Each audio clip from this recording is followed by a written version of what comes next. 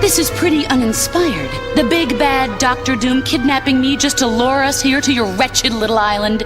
Yes, I'm so sorry.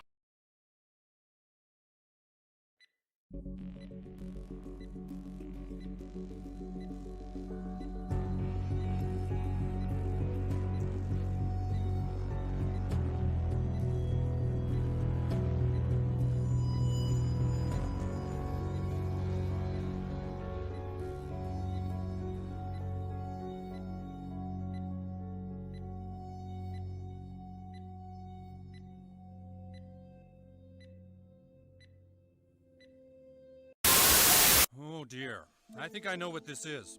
You see, Stan, as you get older, things that you used to like start looking and sounding like shit. And things that seemed shitty as a child don't seem as shitty. With you, somehow the wires have gotten crossed and everything looks and sounds like shit to you. It's a condition called being a cynical asshole. Oh no. Yes.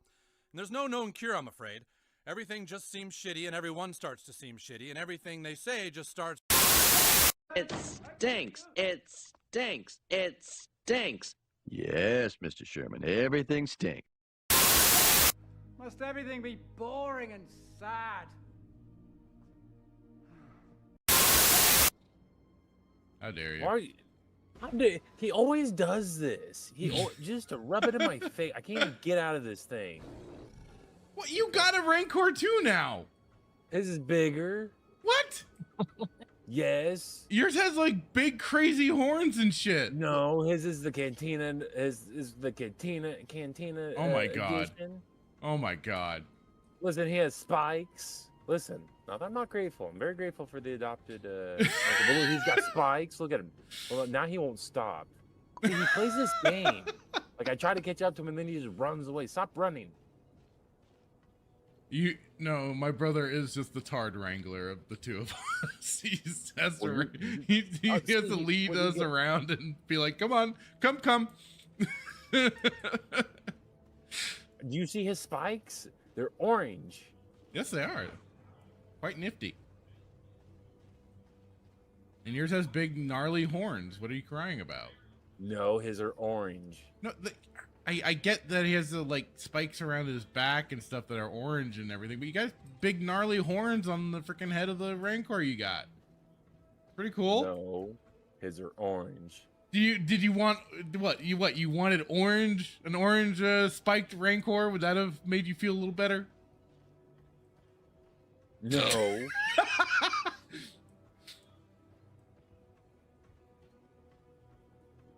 Where are we going? I'm hungry. There's stuff at the gas station. Own your truth. You know, it was difficult. It was at first. I mean, you just cornered me like that and everything, but you know, it's a little liberating now to know I can like Star Wars in more ways than I ever imagined. Dave Filoni is the savior of Star Wars. KK is doing an amazing job. The people out there are just blind and can't see it. So yes, thank you. I can stop lying now. Are you sure? Damn, that's not good. Well, hello, Mr. Fancy Pants. I got news for you, pal. You ain't leading but two things right now. Jack and shit. And Jack left town. I swear to God, I'll pistol whip the next guy that says shenanigans. Hey, Farva, what's the name of that restaurant you like with all the goofy shit on the walls and the mozzarella sticks? You mean Shenanigans? Oh. You're talking about Shenanigans, right? Put those away. like when the you get NES and instead of just like trying to slap something out like the Star Wars experience and crap, but when you have when you don't. I'm sorry, it's true though. No, It's like I just got back from. Oh, I just died. I just How do watched I that. get- It was hilarious. How do I get back up there? 1 week later. I don't know what I was doing, but from that angle, I just jumped. you just walked right off I the just cliff. walked It was off. hilarious. I don't know what I was doing, but I was like, that's funny. I was just like, do, and I was like over here, and I was like, woo. Oh, see, you thought I was gonna do it. And he did it. All right. Oh, Oh, I missed it. I was fully. I didn't know how to do it. I was just messing around. Yeah, and I you. hit W. Oh, that was gold. That was. Not straight. Stay tuned.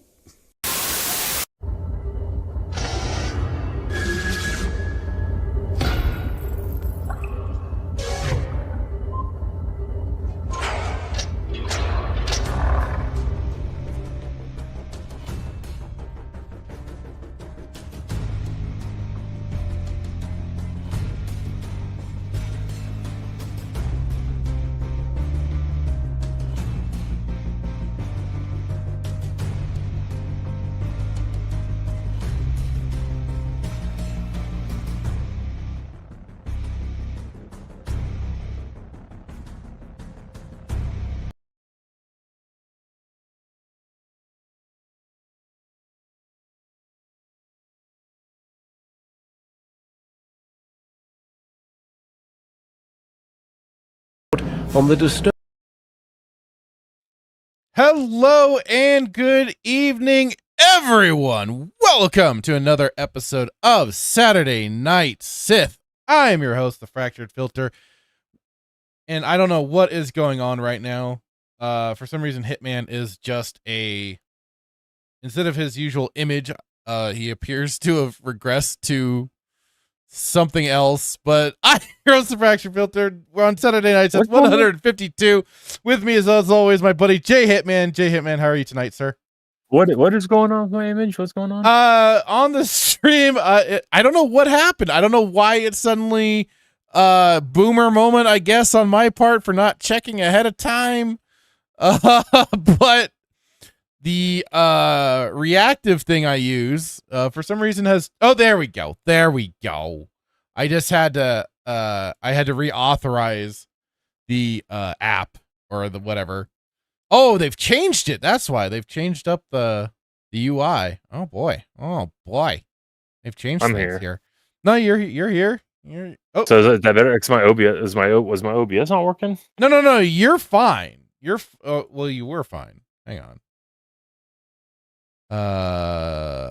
Why it had you for a moment back to the way you were for some reason, and then now it's what the hell?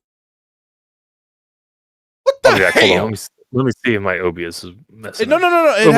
It has nothing to do with Nope. your OBS. It has nothing to do with your OBS. You shouldn't even be in OBS right now. You don't have to be. No, I know, but I got nervous, and so I went into OBS. You're okay.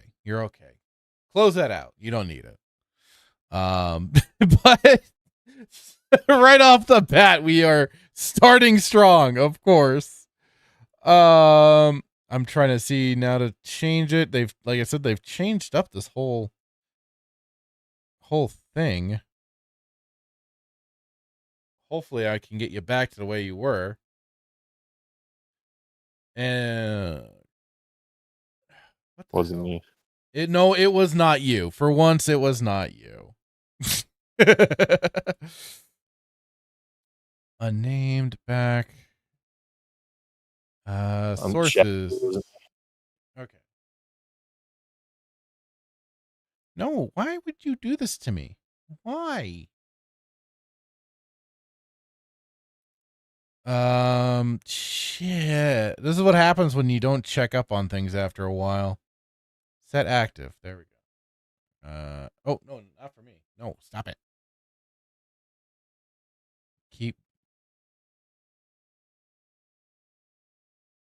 Okay, that one's active.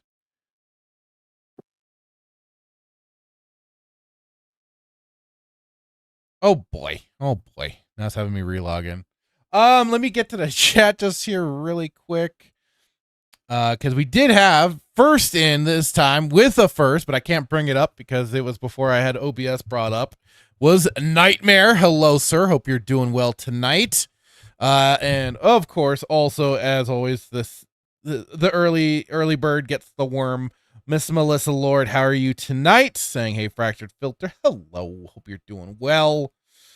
And then, yeah, Nightmare saying my face when I'm a cynical asshole. Yeah, you and me both, brother. I just thought that was perfect fitting for part of our intro, and I've used that for a long time. I've just also now replaced Stan's face with Kyle's face, so it's even more appropriate. And yes, Nightmare says we're all having stream issues this week. Apparently, it seems that way. And yeah, at least your mic isn't spewing static. Yeah, you were sounding like the beast from the damned. That the place of the damned. So it worked out perfectly for you, sir. You lived up to being the nightmare. Oh, and he says I gotta run to Taco Bell real quick, but I'll be back soon. All right, sir. Punish those bowels. I've ordered. I've ordered a pizza myself, and now I'm just waiting for it to get here. I hate both of you. I want pizza. Pizza's good. It does hit the spot. All right, now I'm like live as we speak, trying to copy to clipboard. No. Add custom sources. No. Jesus Christ.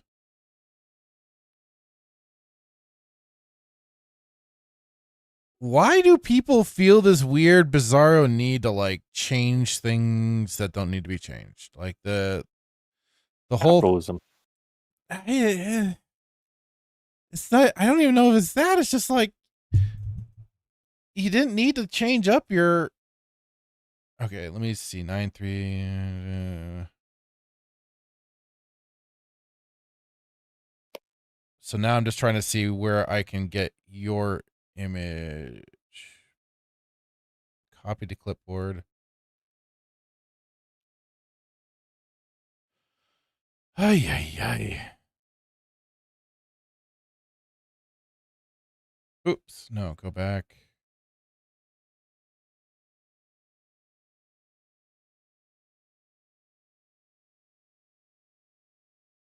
Yeah, save. Okay.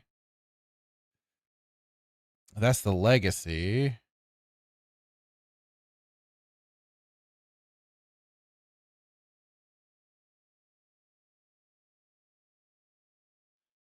Hello, Snap. How's it going, dude? Saying, how's it going? It's going well. If it'd be better if we didn't have some technical difficulties. But otherwise, it's good. And hello, Static 2020. How you doing, buddy? Saying, yo. Nightmare says, it's okay. I'm not the quartering. My bowels are not under attack. Well, that's good. That's good. And hopefully you're, as I've heard, not begging people to pay your mortgage. Static saying, pizza sounds like a plan for later. It's a good plan. It's a brilliant plan. Briscoe, hello. How are you doing tonight? Saying hello, Fractured Filter, and everyone. Hello. Duke Devil saying, if you figured this issue out, then you can figure out why Hitman setup causes video clips to echo when we record on Sundays. That is a good question. I don't know. We'll have to maybe figure that out. That's a curiosity because it's only him for some reason. All right, let me just delete this. Start fresh. What are you deleting? Deleting you. That's fine. Add a custom source. All right. For J Hitman.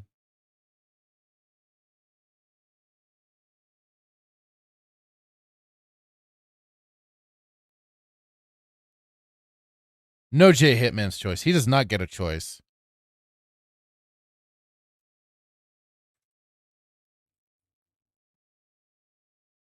He is denied a choice. All right, come on.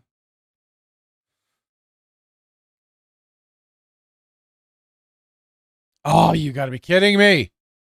What did you do? I haven't done squat.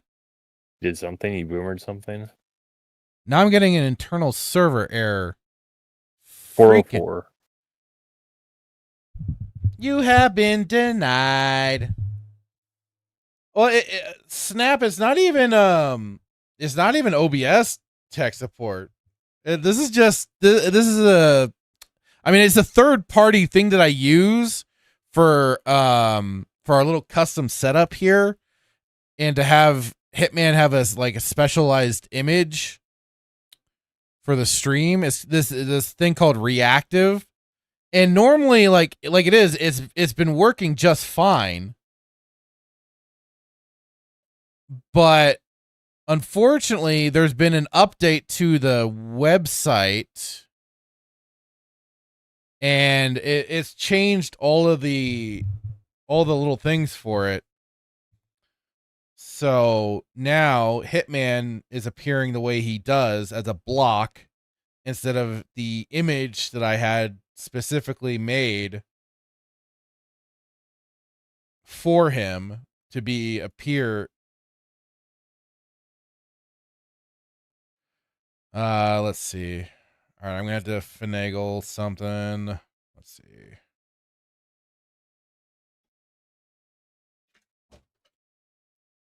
All right.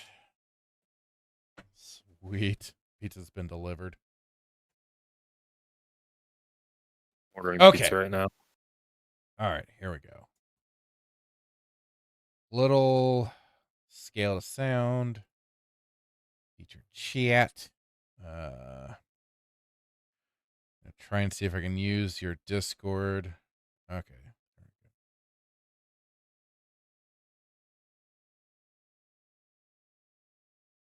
There we go. We gotta cover up the black woman back there. Racist. A little. Well, a lot. Yeah, I'm racist. All right. What kind of pizza did you get? What kind? Supreme pizza and a pepperoni and sausage pizza. Domino's? Idaho Pizza Company. They're so good. All right, all right, for now, I've at least got things altered. You're at least reacting now. Your image is in proper. So yeah. Hitman, how are you tonight, sir? Ordering pizza. Ah! I'm so hungry. You said Supreme, and I want pizza. I'm good. I'm ordering pizza though. I've never done that on the show, by the way. I've done many things whilst you're talking, but I don't think I've ever ordered pizza, and I'm actually ordering it right now. I'm gonna do a Supreme pizza. Ever played Candy Crush while you're on the like you brought up when we were when we were reviewed? Oh, you bastard! Yeah. Oh man. Listen, that is okay. Here's the thing. That is like dire. Like, my options are to either fall asleep. Not saying anybody's done that on this stream or other streams, but fall asleep or play Candy Crush to mentally get through a really bad episode of whatever I'm going through. So, no, not playing Candy Crush. Hey, I've had really good week, man. Like I've been diving. Brad's gonna kill me. Hopefully, Brad's not listening to this, and he maybe will just figure out not to send the replay to him. But been watching the original series because nobody can give me a direct answer if we're gonna do this or not. So I just kind of been watching episodes, and it is absolutely fantastic. I hold you personally responsible for 30 some odd years of never watching Star Trek. But it's great. I love that I get blamed for not being able to tell you about Star Trek, having only met you 5 years ago. Well, I'll tell you why. Because we share such a visceral hate of everything. that I just didn't think it was possible. When I first met you, I was like, "This is like he's gonna be my best friend," because like we hate everything, we share hate for everything, and it's fantastic. Very few people hit it off like I think we did, and I was like, yeah, and I felt like I had a I was like, a rule of two. We're two, two Siths in this poop trench of Disney fighting side by side, and that kind of carried over into Star Trek. And then I was like, when I heard that you were watching Star Trek, I was like, there's no way. He's very much like Sheep. This is a Sheepster moment. He's trying to feed me. He's False trying to information, trying to yeah, deceive you. yeah, it's a false flag. Smoke and mirrors going on. There's no way. But no, it's fantastic. Anybody who wants to talk crap on the original series, like I will fight you with I do find it no rather arms tied amazing. behind my back. I do love it how now you have like turned such a corner, being once a guy that was like, nope, you can't like both Star Trek and Star Wars, and it just took some needling over some time, and you changed your worldview. You cannot like Star Trek. You can't like old school Star Wars and like new school Star Trek. Like they don't mix. Like you can like old school Star Wars and you can like old school Star Trek, but you can't like both. I do have an announcement though I want to make. I was watching I don't know if it was the pilot episode, the second pilot episode where Lieutenant Commander Gary Mitchell I don't know what the premise of it, that he like gets shocked and he's got the silver eyes and he's like turning into like a god or something. But the Mark Phaser 1 that Kirk had, where he shoots it at the rock, and then Gary Mitchell's in the tomb and the rocks fall over. I would really love somebody to use that Mark Phaser 1 on Kira from DS9. I think that would be absolutely a fantastic, somehow to implement it. It'd be a fantastic thing to see. But seriously, man, you can't beat it, man. The props, like this is where and I don't want to. I know we gotta get to the chat, but it's like, why is it that props from 1967 surpass anything that these lazy lard eating, habitually just lazy people can't come up with? Like the communicator. I don't care that I have to dial, turn the dial on it. It's just great, man. They're just fantastic. Like Uhura's little communicate. I always thought that she only had to wear the earpiece, but Spock wore it. That thing's metal. Metal prop. No plastic, no 3D printing. It's just great. So I'm on episode The Naked Truth, which is interesting because sometimes I think Brad lies to me to try to just pump up the original series versus next gen, which is fine if he wants to, but he was right. The Naked Truth, there's a season 3 of Next Gen, was a rip off, not a rip in a disrespectful way, but it was a rip off The Naked Truth in season 1 of okay. The original series. Maybe we should do a watch through. We gotta figure out how to do a watch through, man. But I wouldn't be against it. Just great, man. Spock, I saw you mentioning it. I was like, I wonder when we could do something like that. I want to be Spock, man, because he RBF, no cares given, unemotional. Everybody should be unemotional like Spock. Oh, irritation, yes, one of your human emotions. Duke Devil does point out it's a phaser rifle.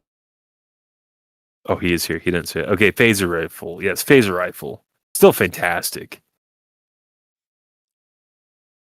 Oh, and hello, Blackfield Timon. How's it going, sir? Saying, hey, Fractured Filter and Hitman.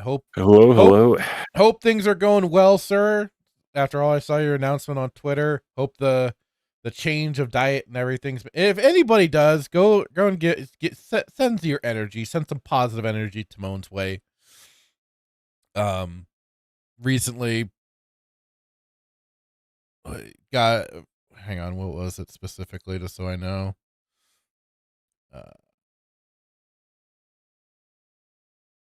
Boop, boop, boop, boop, boop. Yeah, he had made a post that he has been diagnosed type 2 diabetes. Give him some positive energy his way. Yeah. He's a good dude. He's summoning the power of the meteor. He's the meteor advocate. So hope things are going well, buddy. Snap Rywise says, "Dang, is it because of the platform itself?" Yeah, I think it's the platform itself that's having issues with the reactive thing. So I just gotta. I'll figure it out eventually, but for right now, at least finagled, got things working.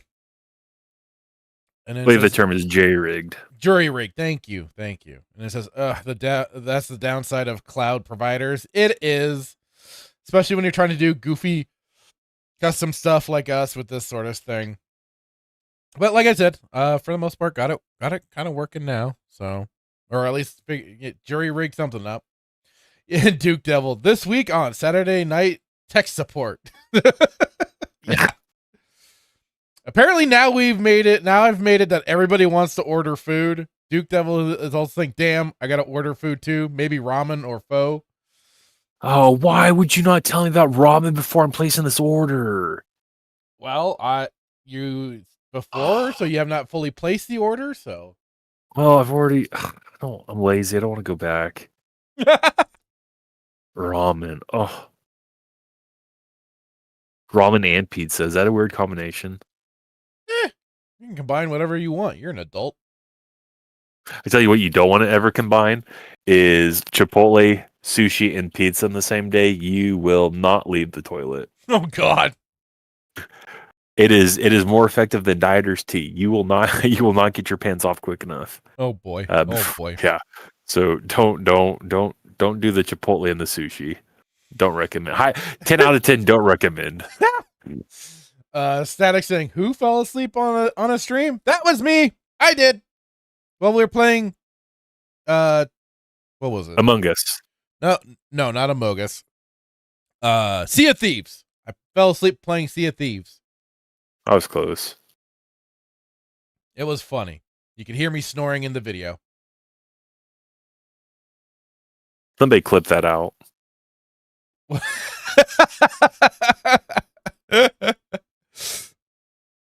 I did clip it out. It's on our channel. You can see the clip for yourself and then hear. We need the unfractured version of it. No pun intended.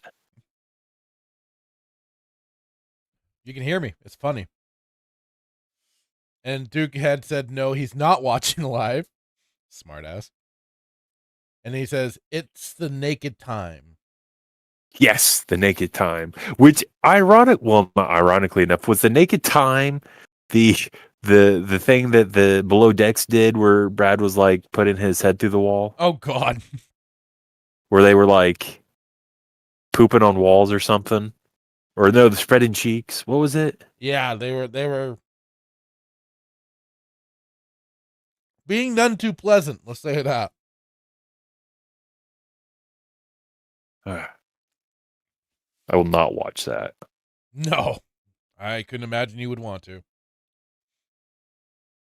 Static says, I picture Timon as that crazy dude on the corner with a cardboard sign saying it's coming, yelling gibber about about a meteor.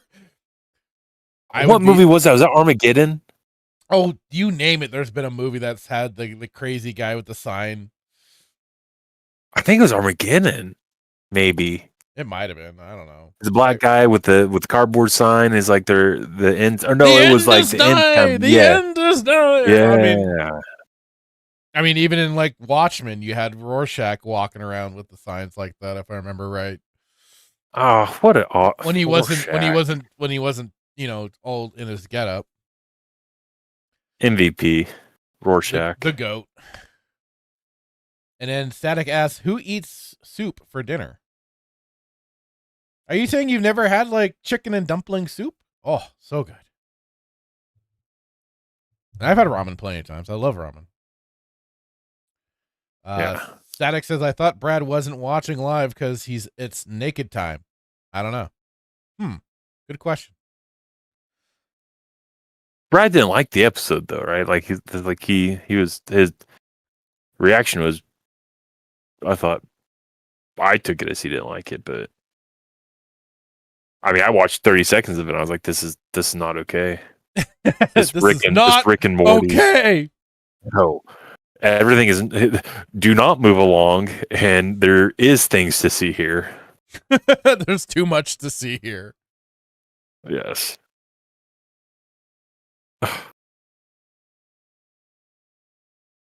Why'd you not get the Sawtooth special, man? Oh, that's what I'm getting. What's this? Which one's the Sawtooth? You can't special? do this. You can't talk about food while we're live because now I'm just gonna I just want to eat everything. It's mozzarella, cheddar cheese, salami, pepperoni, ham, ground beef, Italian sausage, and I don't know how to pronounce that last thing. Ooh. Bad Saints ramen. That's the thing though. I don't trust people if you have a place that cooks ramen and delivers, I don't. In my mind, it's like ramen needs to be ate at the restaurant, or I don't know. I'm also afraid that somebody's gonna drink some of the broth, and then I'm just gonna get a crusty bowl of just noodles. That would be an awfully dick thing to do. Yeah, I've heard stories about people just eating stuff, eating part of the order, and then just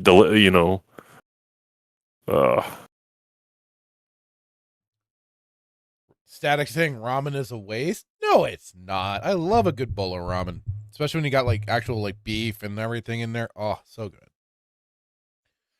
Tahalim29, hello, saying shalom and good to see you all. Hello, hope you're doing well. And justice for purist. Yes, justice for purist. Yeah, things are wacky out there. That's for sure. But Hitman, do you got anything you want to do you have any topics that you especially want to go into? I was going through here. Yeah, I was going to go through Discord here. I know I did throw things in there. Yeah. Not too long ago. I put some stuff in here that we just didn't get to last couple weeks, but there was some stuff. I mean, it might be older news, but I still. Just because it's old news, it doesn't mean it's not new to us. Okay.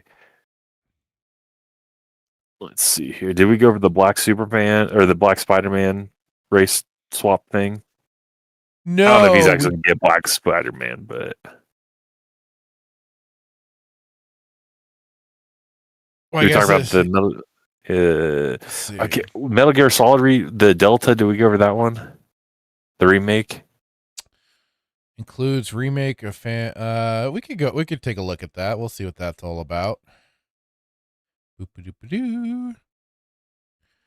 all I know is recently with the whole Metal Gear Solid Delta, anything worth. It's just been performance issues mostly that I've heard about that have been really just tanking the game. He's fallen through the ground like Outlaws. I don't know if it's been that. It's just been more just general performance on other computer and stuff like that. Okay. And some frame rate issues on some consoles between Xbox and PlayStation. So little things like that. Okay. We don't have to go over that then. The Spider-Man thing, this wasn't a race swap thing. It's just some Tramiel Tillman guy. Hang on. When I originally saw it, I was like, there's gonna be a black Spider-Man. Watch. I guess there already technically is, but I guess he's also he's black and Mexican though, so it's not I guess you could say, this Black Spider-Man, you're racist. I guess he's mixed. And then their response is aren't we all mixed? God. Nope, I'm a pure blood. I'm a Sith. I'm a pure blood. Oh God. But yeah, Static, you make a good point. He says you're not going to start off with the Death Star Lego set. You just reminded me of that. So let me try and find that really quick. I saw some screenshots floating around about it too. You can never trust the screenshots though.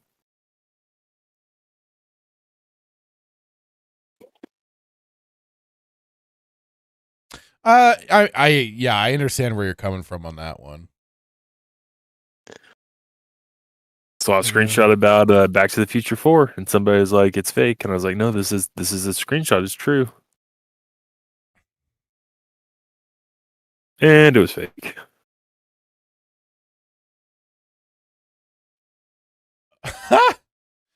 Apparently, Duke Devil says, "Wow, am I the only one who wasn't told about Shaka Zulu having a fantasy draft in 15 minutes? Oh no, oh no, you guys are gonna miss out on your on your drafts this time. Oh no." Okay, I wish there was an actual. Let's see.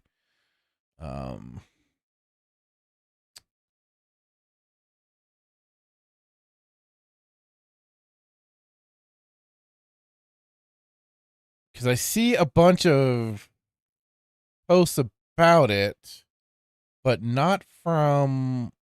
It's from discussing film. But I was looking to see if there's at least something.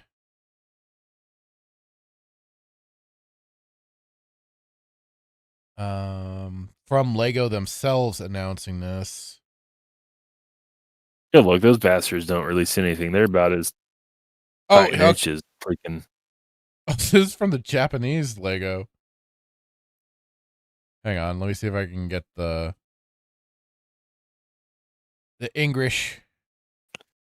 You don't speak Japanese? I do not. Godzilla's Japanese. I almost said Chinese.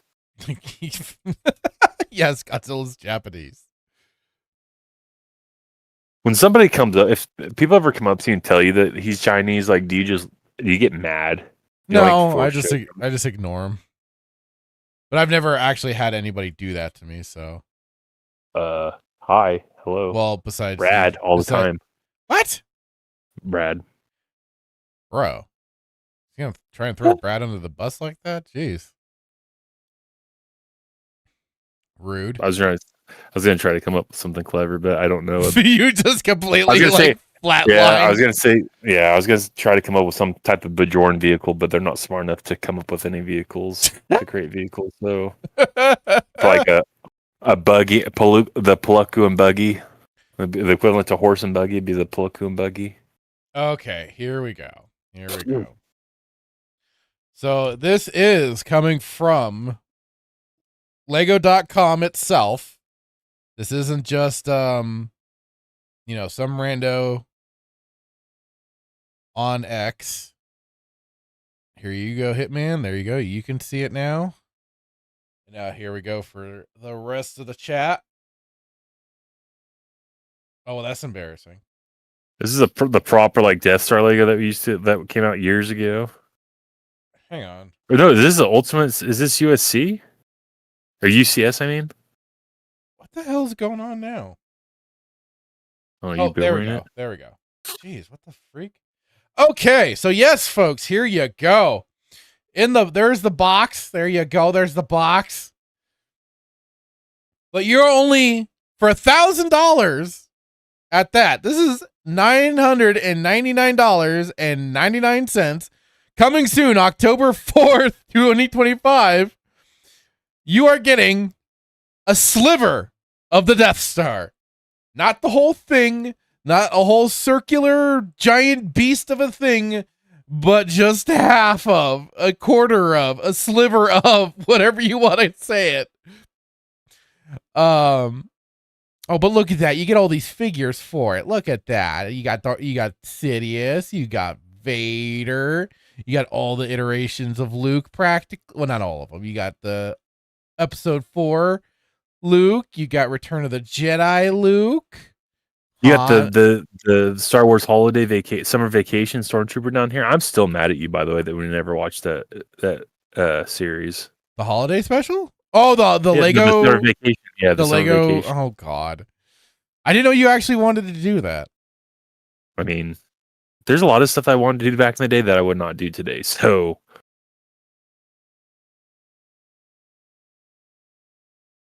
How many minifigs come with Static said you gotta pay. Yeah, you gotta pay attention.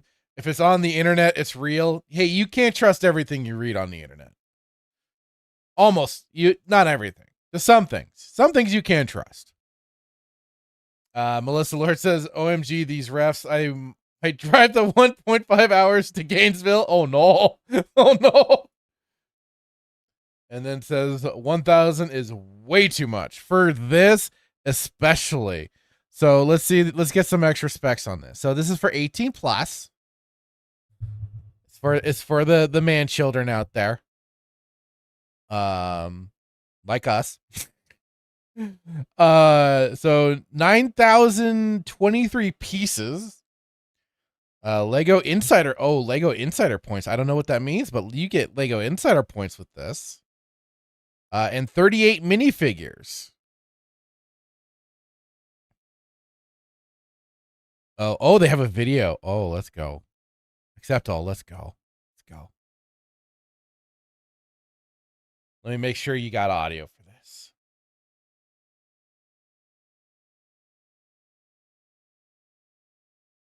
Gotta make sure. Lego Premiere. All right. Oh, it's 12 minutes. Oh, I don't care that much. I just wanted to laugh. What makes this model so unique are all the hidden details and secret features that are packed in there. This is by far the biggest and the most challenging model that I've ever worked on. This model is truly one of a kind. We simply wanted to just make the biggest and most impressive Lego Star Wars model ever. This is the model I really wanted to build. Odella, that's a beer. Well, the whole project here, it actually started out where we were talking about, it's on time that we're bringing back a new Death Star. And then, coincidentally, it just happened in the same time as... Wait, you talk about, and yet you show a better looking one in the background almost. Like, yeah. The one that looks more full and rounded like the proper Death Star. But you're like, oh, this is the better one, we swear, guys. As our creative design boost. And that's where the sketch model came out of. So it was just perfect timing. I'm Alex. I'm a concept designer at the Lego Group since 2010.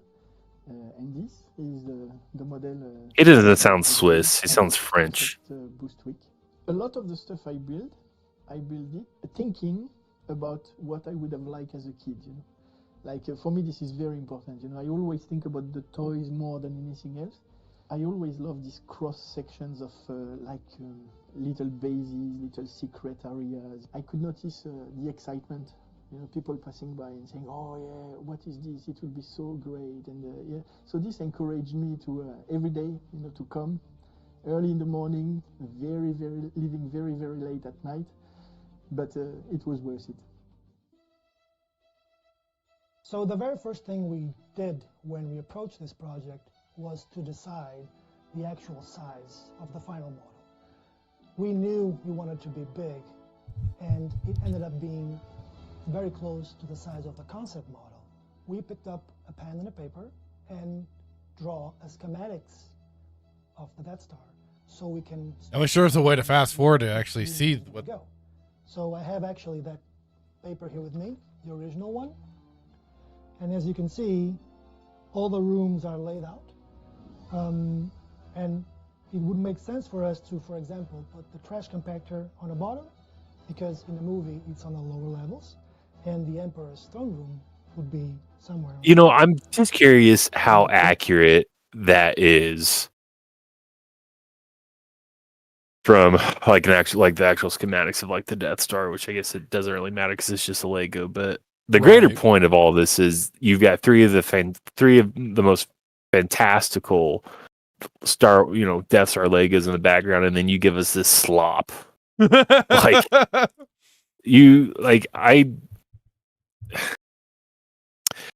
if I don't know. It just seems like this is a progressive thing. See how I bet, yeah.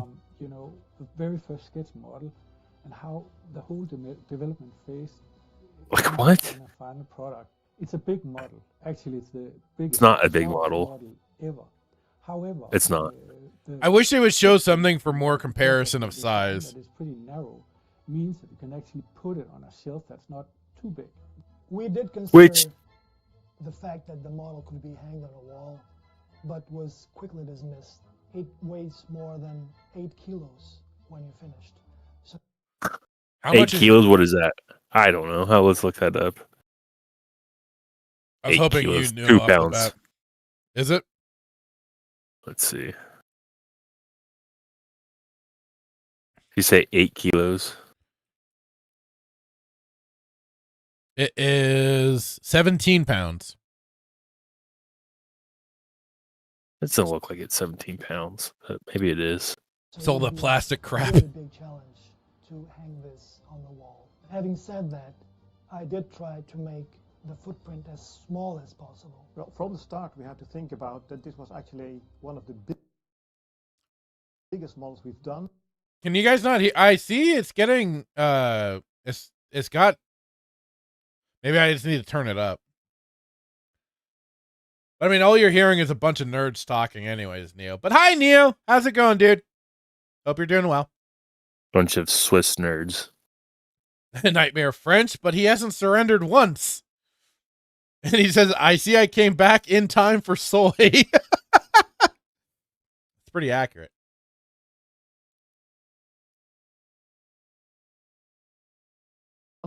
With a shape we're not actually used to. So we look into what we need to do on a big model like that and get more people involved.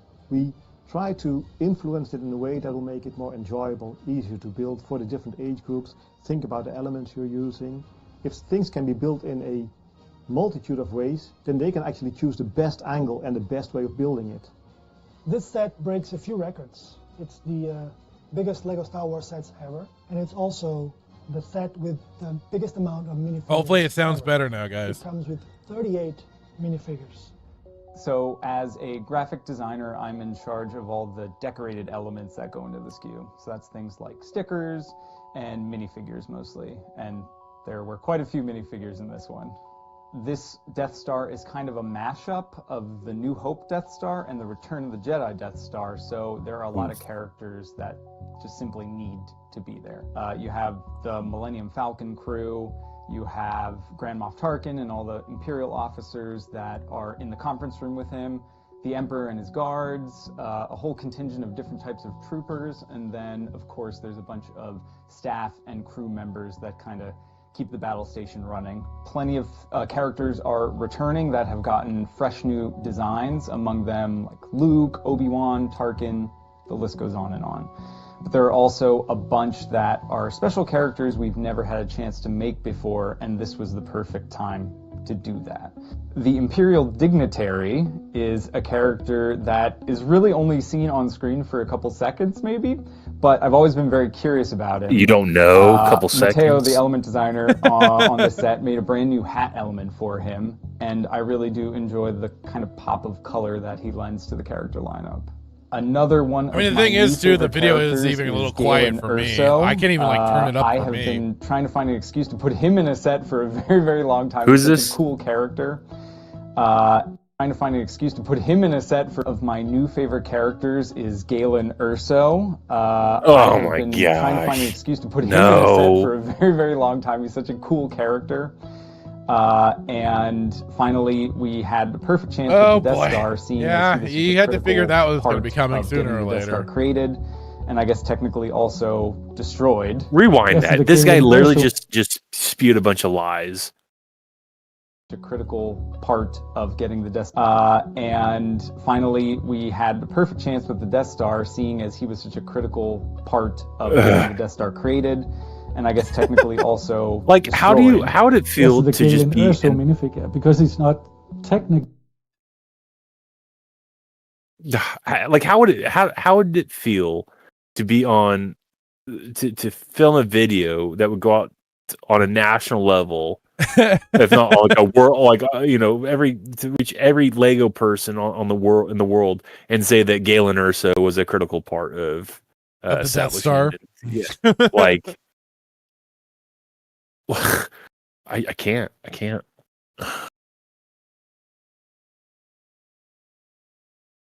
We just want to thank you so much to Andor and Jyn Erso for stealing the Death Star plans and foiling the rebellion. Thank you so much.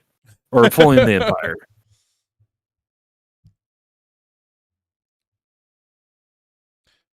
I was gonna say, Nightmare, you didn't have to remove. It looks like you removed your comments, but thanks for letting me know that you've been.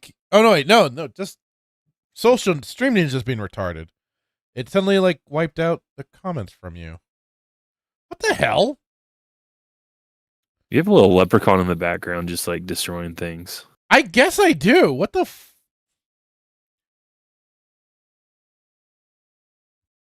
Weird. And Nerdy Neo says, "Hey Filter, been lurking. Just picked up Chipotle for dinner, or dinner." He says dinner, but I believe he meant dinner. But super bummed they no longer have the sweet honey Chipotle chicken. I've never been to Chipotle. What? I go to like taqueria places and stuff. Like other actual like local Mexican restaurants and get my burritos. You sound so baffled by that. You don't go to Chipotle to get your tacos? No. There's a Mexican food truck nearby me that I've got that we've been going to when we got a hankering for Mexican food. I don't want to say this on air. Do you get any? They give you any extra items that can help you with some extracurricular activity? What do you mean? What do you smell what I'm stepping in? I don't know.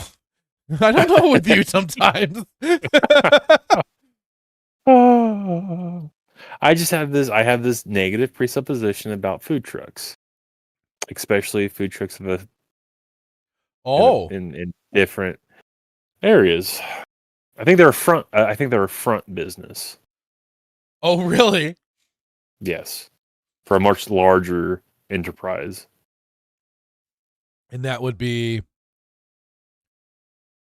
the enterprise that you think I'm speaking of. I honestly don't know what enterprise you are speaking of necessarily. If you want to throw it into our private yeah, like chat. El Chapo. The booger sugar kind of enterprises. Yeah. Booger sugar. Okay. Yes. As far as I know, no. Their burritos are pretty killer, and no, they haven't given me any special side fixings for my meals. But yeah, not that I've noticed. No, so I mean, just not know because the food's so good. Yeah, it could be that. Yes.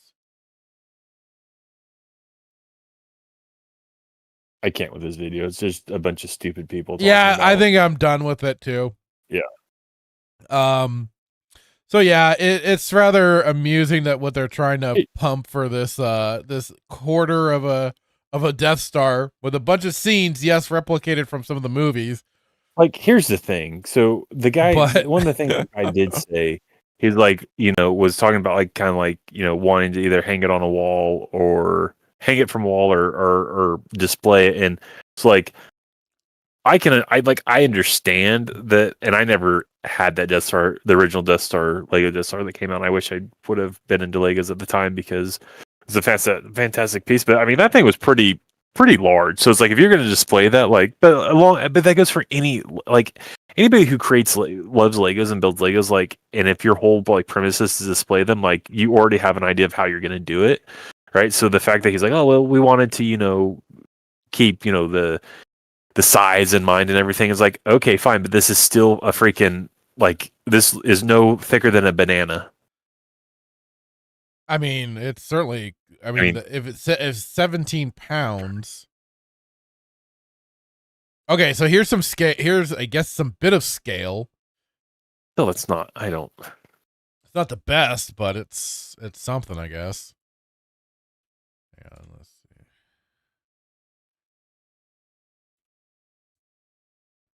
Yeah, still not the best though.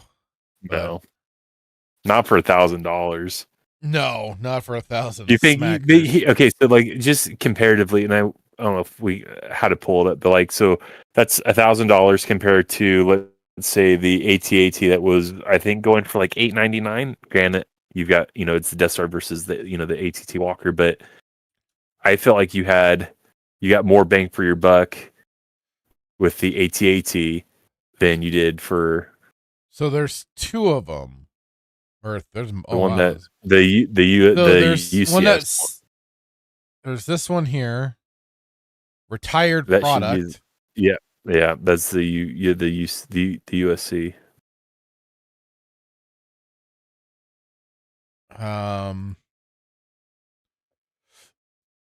Let's see. Probably won't give a price. I think it would. No, it was doesn't originally going for, doesn't show the price for it, because that was in the same class as the Star Destroyer, I believe. But if I remember, I think the price was like $899. Even this one, Back they don't on have a Legos. price. This one's retired as well. I think that was going for $150, if I remember, because we used to have that at our store. Ah, okay. 132, 150, something Yeah, like nothing else for that. So, but 159 for Imperial Star Destroyer, 849 for the Millennium Falcon. Jesus Christ. Yeah. Lego is freaking expensive, bro. But they've always been expensive.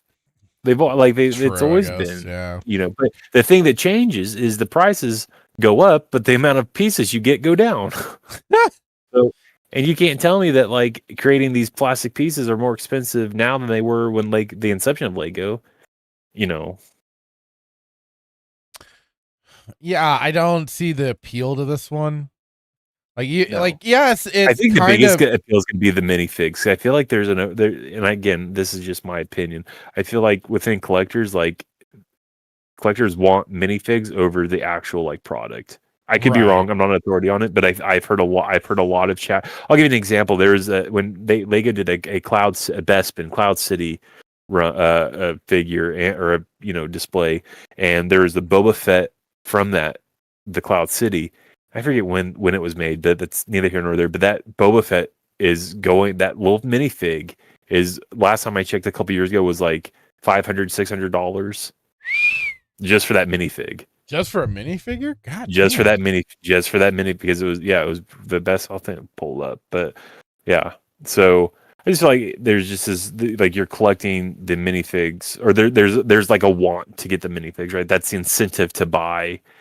Which is a brilliant concept. I mean, it's a brilliant business structure if you think about it for Lego, because they're like, well, we'll just create this really crappy Death Star, but we'll give you 33 minifigs to draw you into this hellacious and heinous $1,000 price point,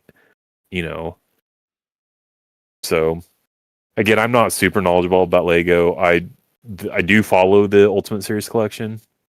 I don't own any of them because I'm not going to spend that amount of money on them. But like, I do know that that's like the kind of the creme de la creme within at least Star Wars Lego collecting. But yeah, the fact that I was fine with the minifigs until you threw in Galen Erso, and then the summer vacation, the summer vacation stormtrooper, but. Yeah, like there's what's that? Wait, what?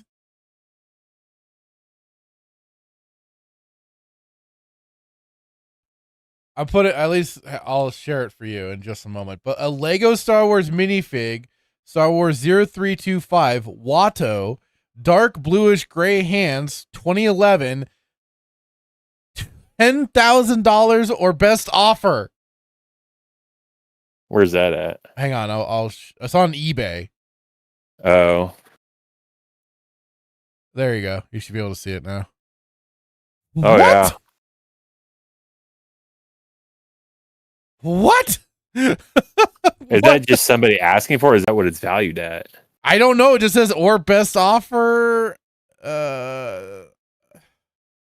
Okay, so I misspoke. So the Boba Fett minifig from Cloud City, a brand new, unused, unopened, undamaged item, including handmade items.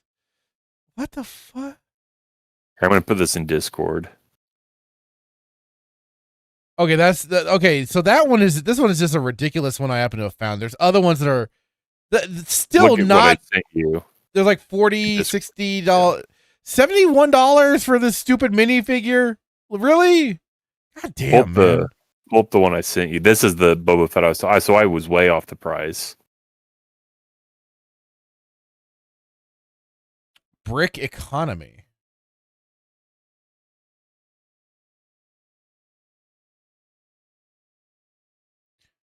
Boba Fett minifigure.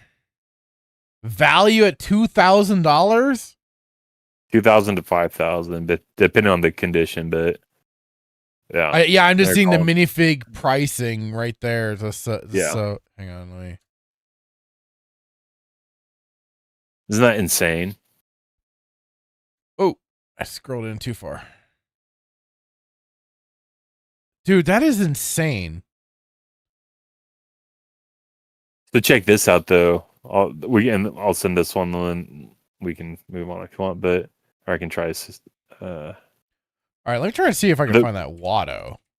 So the rarest, most valuable Lego minifig is the solid gold 4K C3PO with only 5 ever made for a 2007 contest, making it worth around $200,000.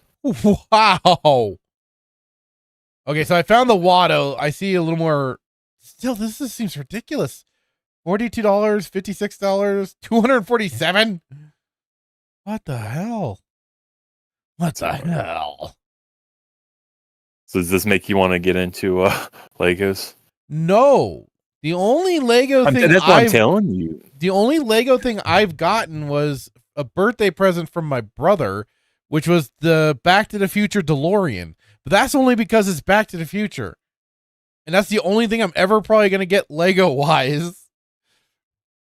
But it's just like. So this be interesting to kind of go through if you want to take a couple minutes and go. I just sent you, it's from the same thing, Brick Economy, and it's goes through the most rare minifigs ever made. All right, now we're going down a wacky rabbit hole. Yeah, here.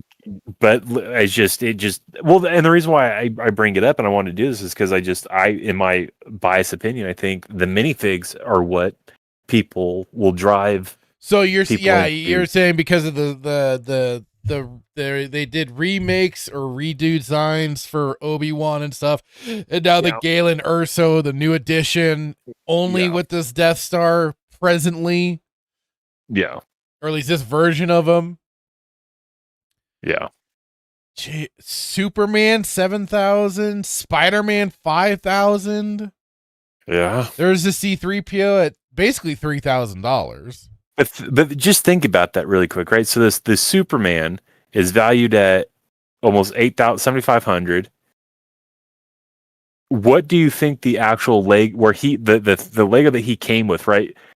How much do you think that was, right? So I mean, that's what I'm trying to make is like you can buy, let's say the Superman thing was $400. The black Superman wearing a black suit, San Diego Comic-Con 2013 exclusive.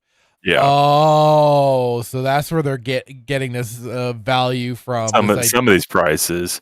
The Boba Fett though, that was not it wasn't like it was a specific Cloud City minifigure from Cloud City with printed arms and legs. Yeah. This version from Cloud City highly has become a favorite among collectors and fans due to its representation of one of the most popular and enduring characters in Star Wars lore. Yeah. Iron Man at 1,800, Green Arrow 1,800, Yoda, I Heart New York 1,700. So some of these to your point, make sense because they're like Comic-Con exclusives, but I'd be more curious to see like ones that have nothing to do with like Comic-Con. They're just minifigs. Right. Like there's a Lego store close to where we live. It's an actual Lego licensed Lego store, but there's a section of the store where he just has just straight minifigs. You can go and you can buy, and I don't know if you can try. I don't think you can trade because it's Lego, but you can go there and buy these minifigs. But I think it's a big deal.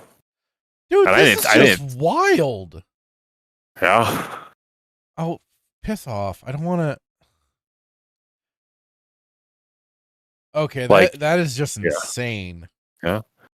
There's a recent Lego that came out. It was the on the there's a scene on the Tantive 5 where when Vader, the philanthropist, is holding up raising up one of the captains, but the minifig was Captain Rex, and I guarantee you that because that Lego sold the Rex minifig, that Lego set's going to be worth. Not only is the set's going to be worth a lot, but that minifig, because it's Rex, is going to be worth a lot because everybody loves Rex, which I don't understand the appeal of Rex.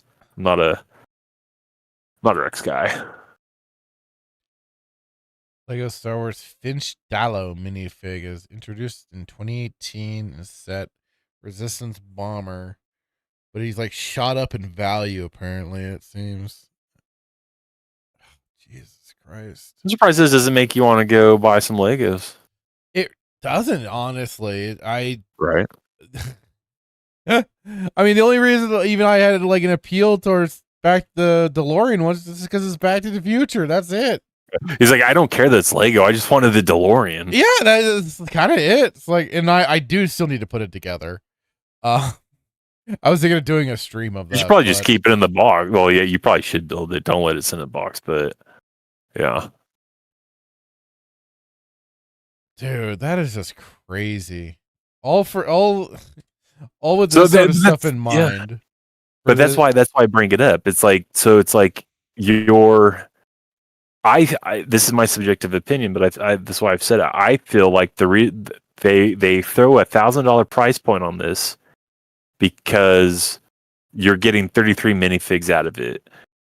I don't know if I've ever seen a Lego that had today, and again, I'm not a Lego guy, that has come with 33 minifigs. The most I've seen is either the AT-AT or the Millennium Falcon had quite a few.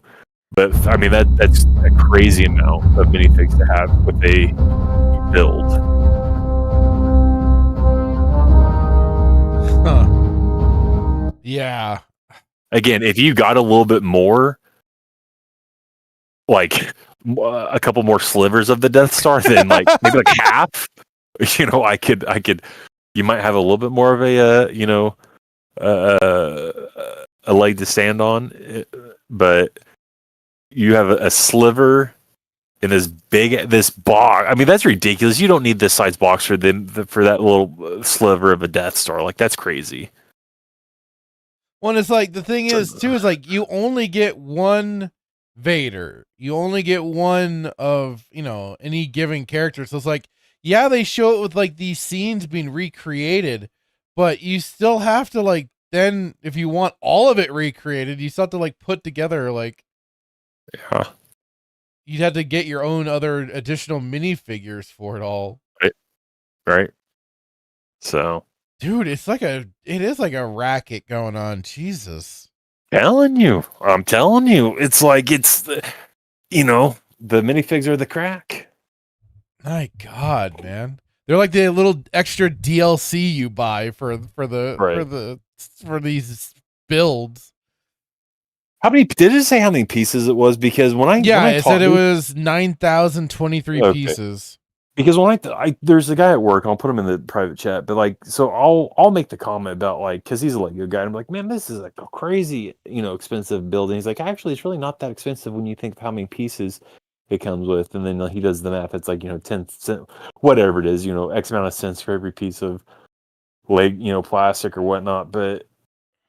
That's just crazy. $1,000 for a little sliver of a build plus 33 minifigs. And if they had been better minifigs, like Galen Urso, like that's the best you can do. Like he wasn't even a thing within canon. Like that's what you're gonna do. So I do think the delegate's pretty cool. Like I did, I mean there are some minifigs. The Imperial delegate, the purple one. Oh, I mean, yeah, that one. But ay. That's crazy though. So this is 9,000 pieces. Really, can you really quick? Is there any way to find out like how many pieces the original Death Star was? Lego Death Star. Let's see. because I'd be curious to. It's like 6,000 pieces for $600. 4,016 pieces for this one here. See, I would still much rather have that one. Yeah, because it still has like the engineer. And here's the other thing, man. The engineering on this looks more Lego. complicated than more Lego than a coin, a one-dimensional piece of, I don't know if there's another one. I thought they had 3 boxes, but I think it's just 3. I just think the boxes were just showing off different states. Oh, okay, yeah. Like either the front and back. Is this the same one that was in Spider-Man: No Way Home with or Spider-Man? Is this the Homecoming? This one here, Homecoming. That, his You're like, friend "You was wanna build building. Yeah, Ned. He's like, you want to build that? Probably this is the one. But isn't that crazy? $6,000 or 6,000 pieces for this? Or no, 4,000. 4,000 pieces. 4,000 for this, and almost 9,000 for that piece of crap. This is, a proper sphere.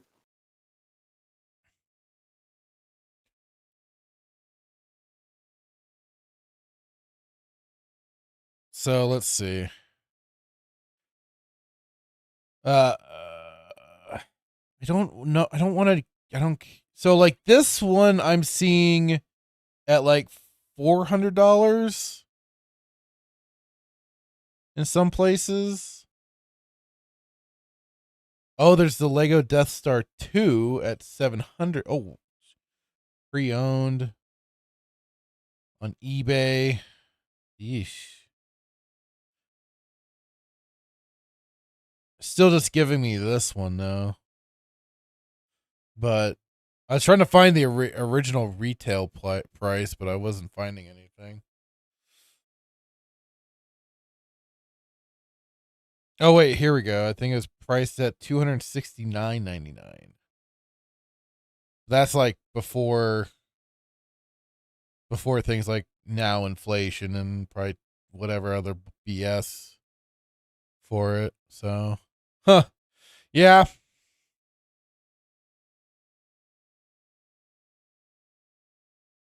Go figure. Lego expensive. Well, thank you, Static, for reminding me about that little topic.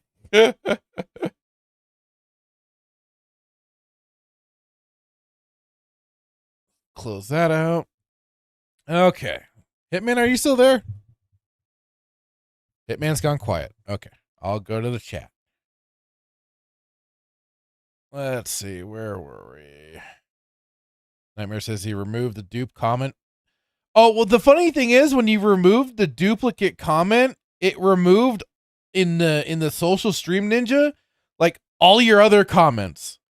Even though I clicked on them and everything, all the rest before this one were removed. So very bizarre. It was very weird because I wanted whatever. And then he says, Linner equal lunch plus dinner. Okay, I wasn't sure. I wasn't sure if it was just a spelling mistake or if that was actually what he was going for. Nightmare says, if I go to Chipotle, my sphincter will be under attack. What? Taco Bell won't? Last I knew, Taco Bell did some of the same horrific stuff to people. And then Nerdy Neo did confirm. He says, no, I meant Linner. Nightmare gets it. Like I said, I wasn't sure. I was just asking. I should have known it with you, Neo, that you were doing things correctly. I just still had questions. That's all. And then Nightmare says, oh, Mexican food trucks are the best. And Nerdy Neo did say he means drugs. Again, with Hitman, it's hard to know where he's going to swerve you. He does it. It's wild. It's wild. And then Nightmare says, maybe it's just me, but I never got the appeal of Lego. I'd rather have an accurate model / figure, not a weird Funko-esque blocky thing.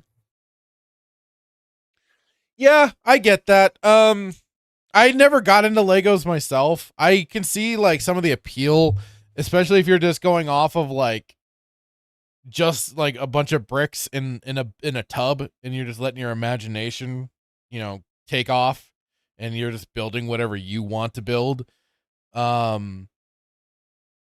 They definitely really started to make bank on this stuff with all these like registered IP models and everything. I don't know. Like I said, the Back to the Future DeLorean just piqued my interest just for the fact of it being Back to the Future. I have like Godzilla, I have a very big soft spot for Back to the Future, and it does light up and stuff. So I need to put it together so I can check all that out. But yeah, like as a whole, it hasn't really grabbed me, but I would say these are better than the Funko Pop stuff. I'd say there's a lot more attention to detail and everything put into this than I would say into Funko, because those things are they're glorified, goofy bobbleheads that for some reason hold crazy value. It's insane, those damn things. So,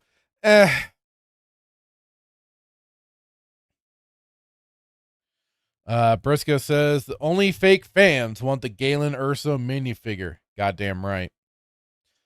And hello, Gabriel Knight. How you doing? Hope you're doing well. Nightmare says, yeah, I'm with you there. It's the models I don't get. Yeah. Yeah, the mini. Nightmare says Taco Bell doesn't hurt me like Chipotle somehow.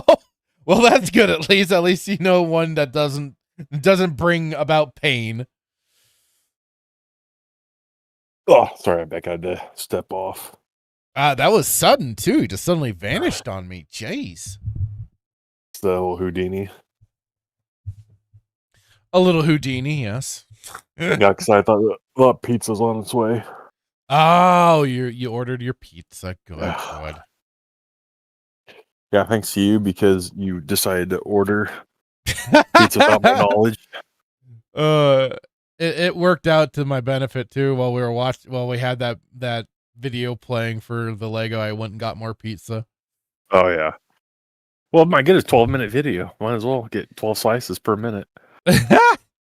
Oh, I didn't even think of that. Damn, I should have. We're done with Lego talk, though. There's nothing else to talk unless about. You've got something else to bring up for Lego. No, I think we're done on that topic for now. No, the last thing I'd say is like it's just this is very common from the amount of time that I've been a Lego guy, which I'm not like a super into it, but there's just this progression of like you get more like Legos back in the day.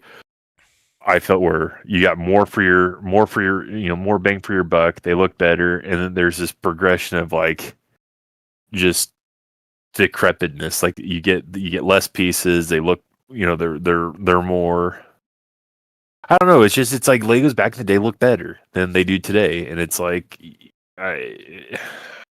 it's like tires, man. Like my dad was telling me, I was having a conversation with him. He's like, I remember, I used to get 4 tires for $25 back in the day. It's like, so you're gonna sit here and tell me that like tires, the technology has changed to where you have to, you're now justified in spending, $1,000 on 4 tires versus back 20 years ago, 30 years ago, you paid $25 for $25 a tire. Like the technology, if anything, should get better to where you shouldn't have to pay as much. It's like freaking Star Trek. It's like there's no monetary need. This is the 24th century. Right. So it's a money grab. Well, to answer Nightmare, he's like, where's my Rose Tico Lego figure? Well, speaking of, sir, I did look it up, and yes, you can get your Rose Tico minifigure out there somewhere. Highest value of $5.38. So you, sir, are in luck because she is very accessible. Her overall value, though, is $3.75. You remember that video? She's a banger, but remember that video we played where it's like it was a local store that had like 8 feet of like clearance of that Ray figure. Oh yeah, yeah. Wow. Ah yes, ah yes. I didn't want Lego to turn into that long of a topic because I really just don't like. It irritates me when it's that much stuff. Yeah. No, that was wacky to backy. I thought that was. I know I'm going to buy you for your birthday as Legos every year for your birthday. I'm going to buy you a Lego set. Oh god, I've like looked over in that section just to kind of see what they have over there. I'm like, oh, well, my... our boss is super into them, man. Is he really? Like, is it, or is that just for his kid? No, that's him. Man. Oh my god. Oh yeah, man. he has spent some money on Legos, but I mean I have too. So, but you know what's funny?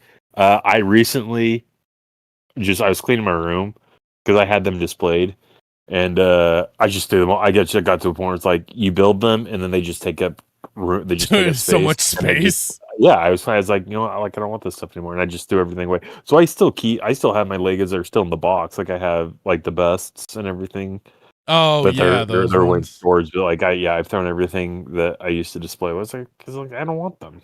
It's like they just take up space, and really the appeal is just that, you know, the fun for me is like and while you're building them, the moment that you're building them is like where the fun's at. But after you're done, it's like okay, my high's gone. That was fun. Gotcha. I won't lie, like there is the Lego set of the Great Deku Tree from Ocarina or Breath of the Wild. I would totally set up the Ocarina of Time one for the Deku Tree. I did see that. You know, I would be if they ever made a $300, dude. Like, damn. Yeah. If they had made Majora's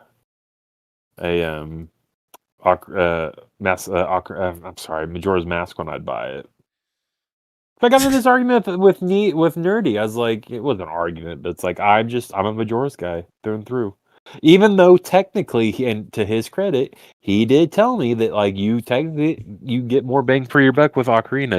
It's a longer game, but I just don't see how. Well, Majora's was his favorite, one of his favorites. So I thought he put Ocarina. Oh no, he put Ocarina. That was dude 1286 that put Majora. Yeah, I believe. So, I will always be a Majora's guy through and through. Like I said, that was always more my brother's game, while I gravitated with Ocarina of Time more, and I just played that one so much more. I think what we end up saying is like I think Ocarina was like 39 hours, and I think Majora's was like 31 to 32. For overall gameplay, I don't always go off of those sort of things just because it's no, because you know, yeah, they have like a set amount of time, but like you can create more time of playing through a game through just doing your own goofy antics and stuff like that. Like I get it, like that's true. It is good to kind of have an understanding. Okay, this is the game's length if you like are just doing the linear progression through the game. But I don't always get too hung up on that. Not always. I will say I have criticized a game or two in the past for not seeming quote unquote long enough. But you know, there's always there's always additional factors that go into it for a game's length on what you can get out of and everything like that. So, you know. But it can be like a metric. A metric. So like this is and this is what I asked. I think I asked Nerdy Neil when he had me on. It's like so like, and for him it was more of like the achievements. But like when you buy a game, are you wanting an exuberant amount of gameplay, or do you want an exuberant amount of like if I'm especially nowadays, man, because you're not going to find a game under 70. Like the new price point $79, right? So if I'm going to buy a game, if I'm going to spend $79 and you're only going to give me like 20 hours of gameplay, like absolutely not, absolutely not. Right. But again, I say this because I'm not an authority on gaming. I don't know if 20 hours is a lot of gameplay. I know Zelda Breath of the Wild that has 60 hours of just game. I think 60 hours of total gameplay, and that I don't know. I don't think that includes the side quests and everything. So, what is a decent amount of gameplay? So let's see, 20 to 30 hours for Majora's Mask, 25 hours for standard playthrough, fucking range 20 to 30 hours for the main story, and 100% completion. Let's see, what about Ocarina? Ocarina can be 25 to 30 hours main story. And then completionists can expect to spend 35 to 40 hours. So, again, it's all just dependent. Yeah.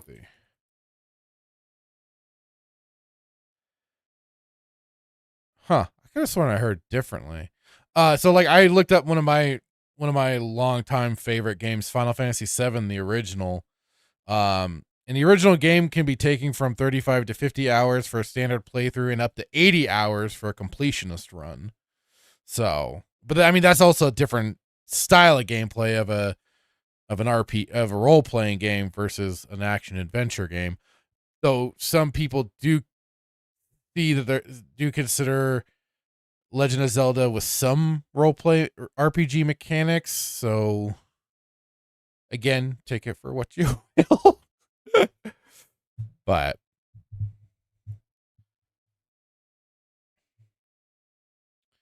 let's see here.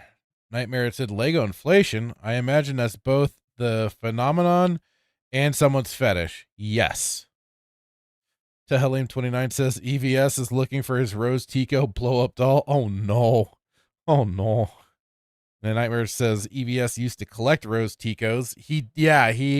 I remember him getting a bunch of the action figures of Rose Tico when they went in clearance too. Nightmare says, I always find myself wishing good games were longer, but not with filler. That's trying to find that happy balance is always tough. And I mean, for me, it's like, yeah, gameplay is always the most solid thing I could hope for is good gameplay over game length. Well, I mean, I'd almost seem kind of going hand in hand a bit. Well, you would think, but I don't necessarily think it's I don't necessarily think that's a thing anymore. True. Either have a long game. Well, I mean, if it's gonna be a long game, I would want some fun gameplay to make it worthwhile. Otherwise, this is kind of called "I'll take what I can get." Lengthwise. Otherwise, like I say, gameplay I'd say is pretty key because I mean that's the driving force of any game. Yeah. And then usually like story is kind of secondary. Problem is nowadays too is that they put such an emphasis on story that it's like, well, now you have to really make sure it's good and you can't just have a weak dog water storyline. So you gotta make everything, be cohesive, but one thing gets sacrificed for another. Either the gameplay does or the story does. Not in Jedi Outcast. No, there wasn't any, or Jedi Academy. Now, again, I've said this before. I'm much more of an Outcast fan than I am Academy, but they're still great. But like there wasn't a sacrifice on any side of the coin on that game. Well, and great gameplay, great story, fantastic story.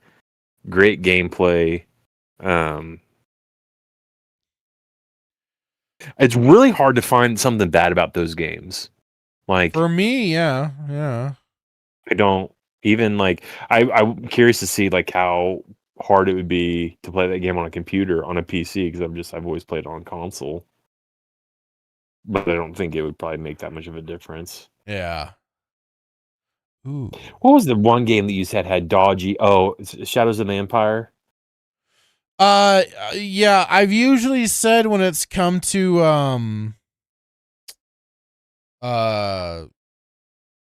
Shadows of the Empire, like the gameplay can be fine, but it is a bit, I always called it floaty because of the way you can jump. You kind of have like this like almost not quite 0G, but you definitely got like some ability to really plan out some decent jumps at least.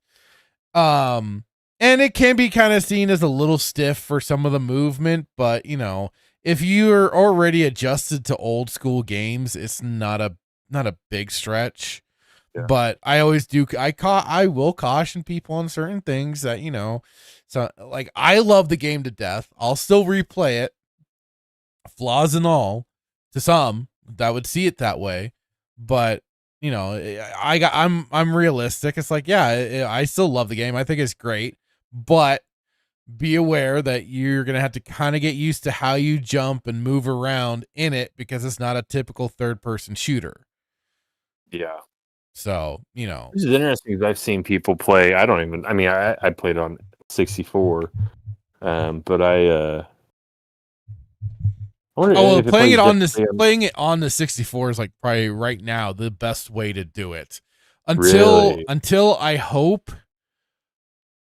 I hate putting this out into the universe, but because, you know, but Night Dive has done a lot of fantastic remasters and readaptations for new hardware, current gameplay mechanics, and I think they would do a phenomenal job if they brought Shadows of the Empire PC, the PC version. I would want them to do the PC version because the PC version plays like dog water. It's horrible. It's tough to map. Why is that? It's because it wasn't configured for controllers initially. So it's really tough. And yeah, you could try and play it with the keyboard, but good luck. That's gonna be a pain in the neck, in my opinion. I know there are people that like on GOG.com on their forums, they've like put up like ways to map a controller and stuff like that, but it's just kind of a pain in and of itself. And I would love to properly play through that iteration because they do have rendered cutscenes, while the N64 version, of course, just had the kind of motion comic thing going on. So I would love. I mean, I've seen the cinematic scenes and stuff like that thanks to YouTube and everything, but I would love to be able to experience it through a gameplay playthrough. So I can only hope one of these days, should Night Dive get the opportunity to get those, get both of them, even do them as a package deal and re-release them with modern controls and mapping capability and stuff like that for controllers, because that would be great. I would love that. So runs Night Dive to make this a thing? What's that? Who runs Night Dive to, like, if the people want it, then how do you get a hold of Night Dive to see if they'll do it? I guess just harass them on X. Yeah. Or just like go to their website and see if there's stuff on there. But I mean, it all depends. I mean, they kind of get the projects whenever they do. I know that they were recently working on one that was related to the Jedi Knight Dark Forces 2 gameplay mechanics or gameplay engine. So it'll be curious to see if they happen to get, Jedi Knight Dark Forces 2 for a remaster project. That'd be pretty great too, because I know myself and Melee Games would love to have that, especially with like upscaled cinematic scenes that they have, if they were able to upscale them and make them like, you know, HD and everything. Oh, I'd be in heaven. Heaven. I mean, the funny thing is though, people on YouTube have put out plenty too, so it's all worth. There's that, but it would just be great again to be able to do it through gameplay. Did Hitman's food get there finally? He's disappeared on me again. Okay. I'm here. I had to let my puppy out. Oh, I thought your food got there. No, I thought there was like a Bajoran in here or something. She's going crazy. Okay. I'm getting irritated. I'm hungry. Here was something that did pop up for me that I'm kind of curious about. Or not curious, but I would be very interested in certainly getting to see for a re-release in theaters.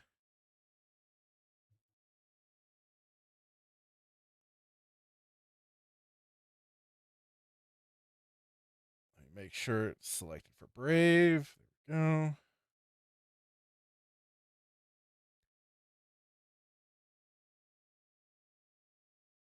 I can't even hear it. What's going on? I can't hear it. Oh, did I mute the... Oh, I know what I did.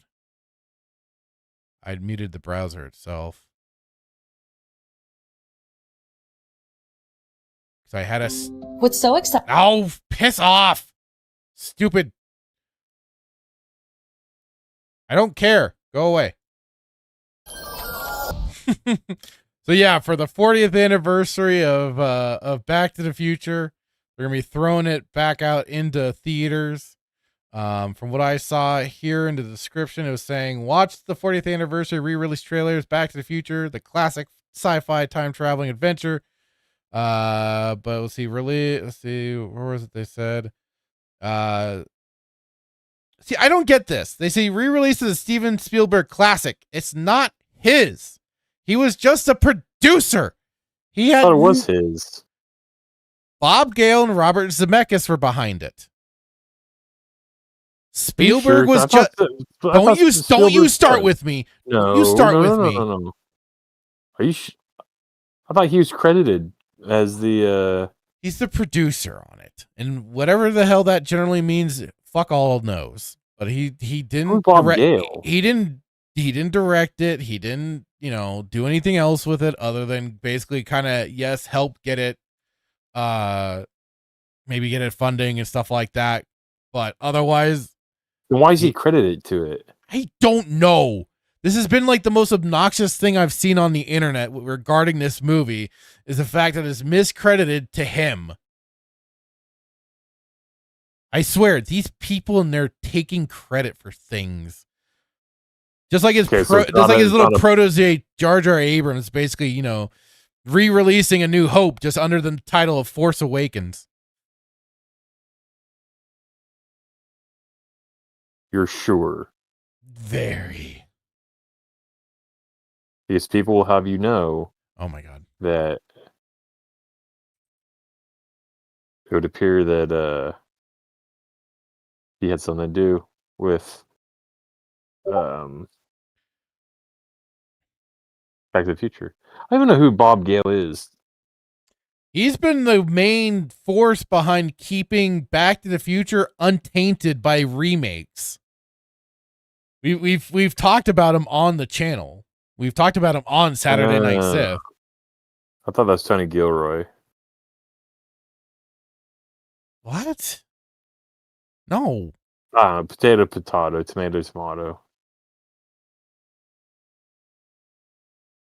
Tony Gilroy is Star Wars. Bob Gale is Back to the Future. Right. And Robert Zemeckis and Bob Gale were the ones behind this one. I believe Bob Gale was the writer. Robert Zemeckis directed, and I think also co-wrote. Well, hold on. Then what did Spielberg do then?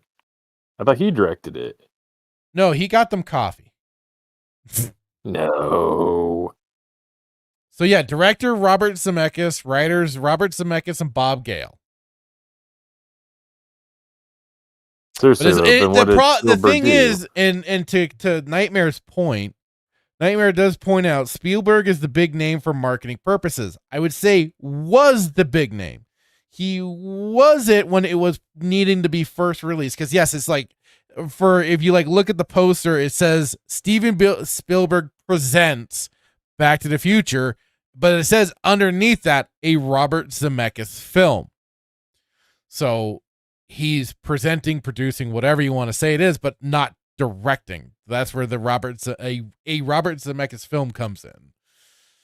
So no, it not Spielberg director or anything like that. He had nothing to do with it on those grounds. Like I said, producer, and like it was kind of helped kick him into being able to I think just get the project going. But otherwise, like You're very passionate about this. You're like absolutely not. He did not. Spielberg had nothing to do. Is undeserved credit for a fantastic film that I love to death. Give credit where That's credit the whole is due. point, God though, damn it! To say that Spielberg had nothing to do with it, because one could say he gave one can a make helping hand. I acknowledge that, listen, but I do one not can say- acknowledge this tribal chief. Listen, one could say though that without Spielberg, Bob Gale and Tony Zemeckis couldn't have had the story. Anyway, the thing that does kind of annoy me is that it's going into theaters October 31st, which is a Friday. I hope they got it going through at least till that following week, so I could take a time off and be able to check this out. Because I'd love to go and see this in theaters, like I did with the Ninja Turtles. I think that would be great. This is the third. This is just the first or the second. The first movie. This is the first movie that they're doing the re-release of. I'm so excited for them to hopefully do a fourth one. I wish they would like do the second one's my favorite though. I would love to see that in theaters as well. Because I've only seen the scene where Marty's gonna get beat up by the black dad. But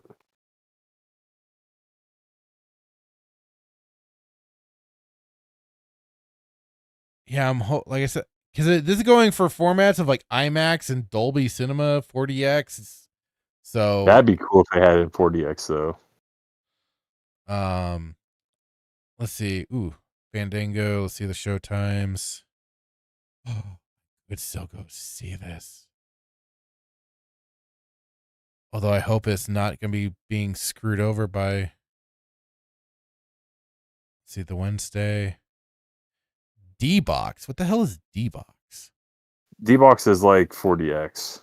Okay.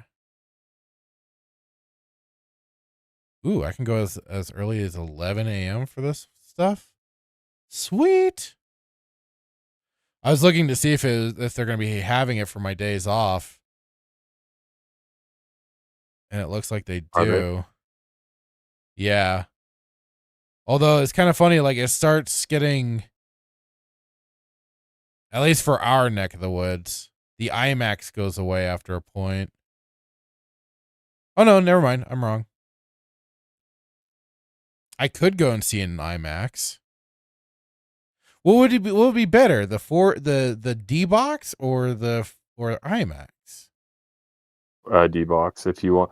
Do you think of it? D-Box is like a roller coaster for a movie, like the chairs and everything that move with the movie. But if you want to see like full on, if you want a bigger screen than IMAX, I like the D-Box personally. Well, one way or another, they're gonna be having it so I can go on my days off to see it at a reasonable time. So I'm happy for that. Take Sheepster with you. Oh, totally. One way or another, he's getting dragged along with me. He's like, don't drag me with you. I'll have to talk to. Well, he and I will have to talk about it too and see when would be a good time. I also don't know if he'd want to invite his girlfriend or not. Well, that would be. Listen, that's got to be a deciding factor, right? Is if For the if the little time, girlfriend yeah. Oh. But we'll the see. girlfriend doesn't like Back to the Future, then I don't know what's wrong. And she came with us to see the Teenage Mutant Ninja Turtles, so. Yeah, but that's Ninja Turtles. But everybody, I've never met anybody who doesn't like Ninja Turtles. You know that's true. But yeah, Back to the Future 40th anniversary. I'm psyched to see what else they've got cooked up. I thought this was gonna be I thought this was gonna be freaking like Back to the Future 4 remake or Back to the Future, Back to the Future 4 remake. 4 remake? They never made 4. I know. Oh, I'm sorry, not a remake. Back to the Future 4. The game remake or No. That Back to the Future 4 movie. Oh, you thought it was gonna be a 4th one? No, Lord, no. Yeah. Yeah. Even Melissa Lord says no 4th movie. Fuck that. You never know. It could be good if Spielberg was, And then she says D-Box vibrates and has hot and cold air. Huh. Maybe I'm wrong. Maybe 40X is the one that moves. Somebody told me D-Box is like 40X though. Maybe I was wrong. I do know 40X it moves as the fans. It has like all the total immersion. Right. Yeah. D-Box might just be a cheaper version of it. Nightmare was saying Hitman producer credits are handed out for anything. Hollywood is such a shit show. Now they're having to re-release old good movies like Back to the Future and Spider-Man. Oh, that's right. They're putting the Spider-Man films back out there. And it said Spielberg most likely helped secure funding and distribution. That was, I believe, it was that. And then, like I said, he did meet with Zemeckis and Bob Gale about their story, about the movie they wanted to do. He liked it. And then, kind of helped out with some of that other stuff. I get that, but it doesn't mean it's his movie. You understand people will fight you on this, right? I don't care. They're wrong. I'm right. I'm just saying. I'm not here to argue. I'm just here to no, I know. I once was under the misconception that it was a Spielberg movie, but you have to actually go to the full credits and see who directed, who wrote, and such and such. It's just like Nightmare did say. It's for marketing purposes, the bigger name at the time and all that. And for the most part still is. I mean, who's more recognizable? Spielberg still got that name recognition. It's pretty much always good for nowadays. But yeah. So, like I said, I thought they were also doing some special re-releases of the trilogy itself on 4K or Blu-ray or something, because I know they've done a bunch of re-releases, or not a bunch, but they've done previous 35th anniversary and stuff like that. I got a pretty cool one with the steel cases that has basically segments of the DeLorean from Back to the Future 1, 2, and 3. That one's pretty cool. I have that one standing behind, I believe, my my NECA Back to the Future figures that I have. I remember the day you bought those, by the way. the NECA figures? Yeah. I do. Yeah, I got them up on display. I need to get my dog got a hold of some of the pieces for one of them, and I gotta get those replaced at some point. Puppy wanted a chew toy. He wanted a chew toy, yeah. Nerdy Neo says, Fractured, have you played the Back to the Future Telltale game? I have, yes. I liked it. It wasn't bad. I need to replay it because it's been a really long time since I have. So one of these days I'm going to have to I have it downloaded on my PlayStation 3. So I'll have to fire that up and give that a playthrough again. I remember enjoying it, but it was tedious as hell to wait for each episode to come out. And I was chomping at the bit, waiting for each one, like, come on. So I didn't have a great impression of it. Like, I thought it was fine. It was serviceable. It had some great moments and stuff like that. But I think just because I was waiting so much for it to come out and I didn't just do like a whole binge once they were all completed, I have a bit of a skewed vision of it. So, well, like I said, one of these days I'm going to have to play through it and see how I feel about it now. Nightmare says, I assume it's good, Neo. I still haven't seen the movies. Oh, you watch the movies, then play the game for sure if you were ever to Nightmare. The great thing is with the game is that they did bring back Doc Brown or Christopher Lloyd, which I guess that's still correct. So they got him to voice. They didn't bring back Michael J. Fox, unfortunately, for Marty, but they did get a voice actor that did a pretty serviceable job playing Marty.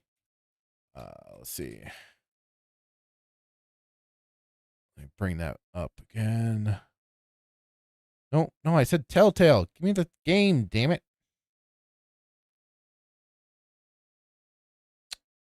Come on.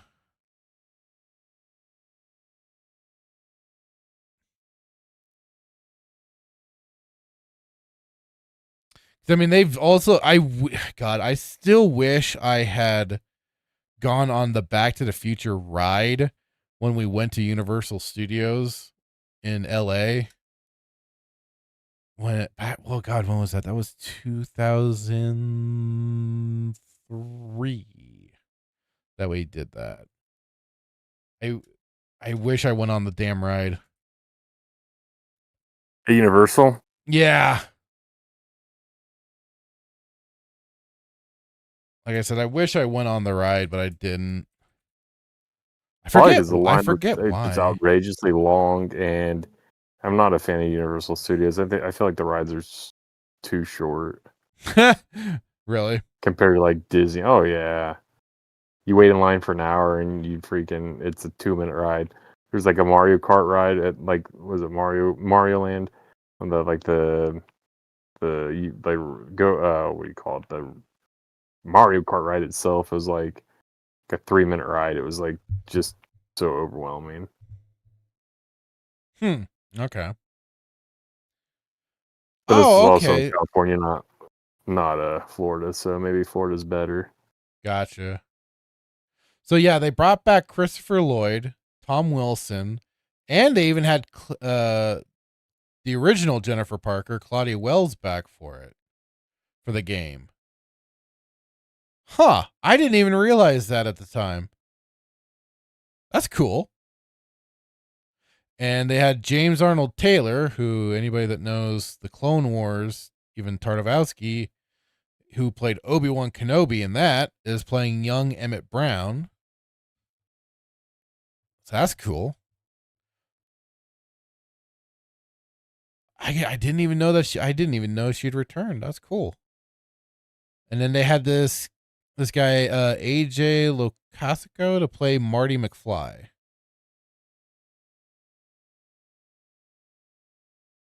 What else has he done? Ugh. He was in Tales of the Underworld. Oh no. The hell? There is Gremlins Secrets of the Mogwai? What the fuck? Yeah, you didn't watch that one? I didn't know that was a thing. Well, that's random. Sorry, I just suddenly saw that.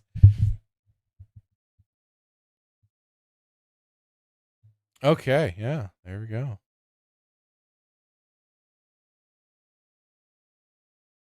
Oh, wait, really?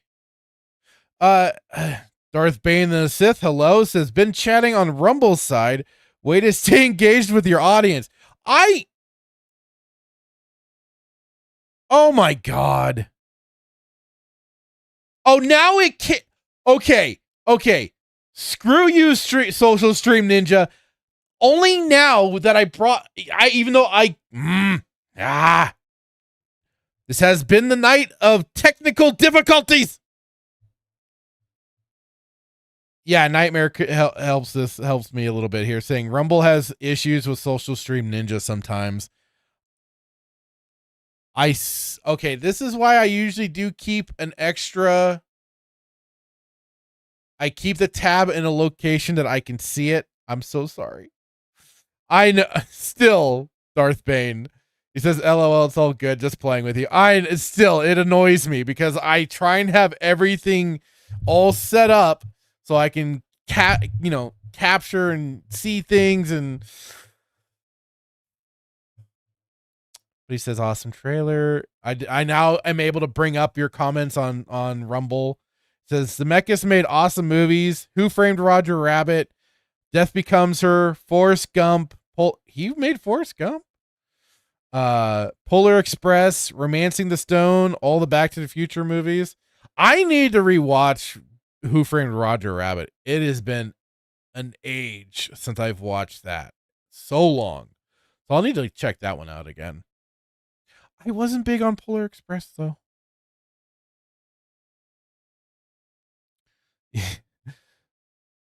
It's a Bane of the Shills had said, "What's up, guys? Still in the Rumble purgatory." Well, hopefully you can get out of there sooner or later, dude.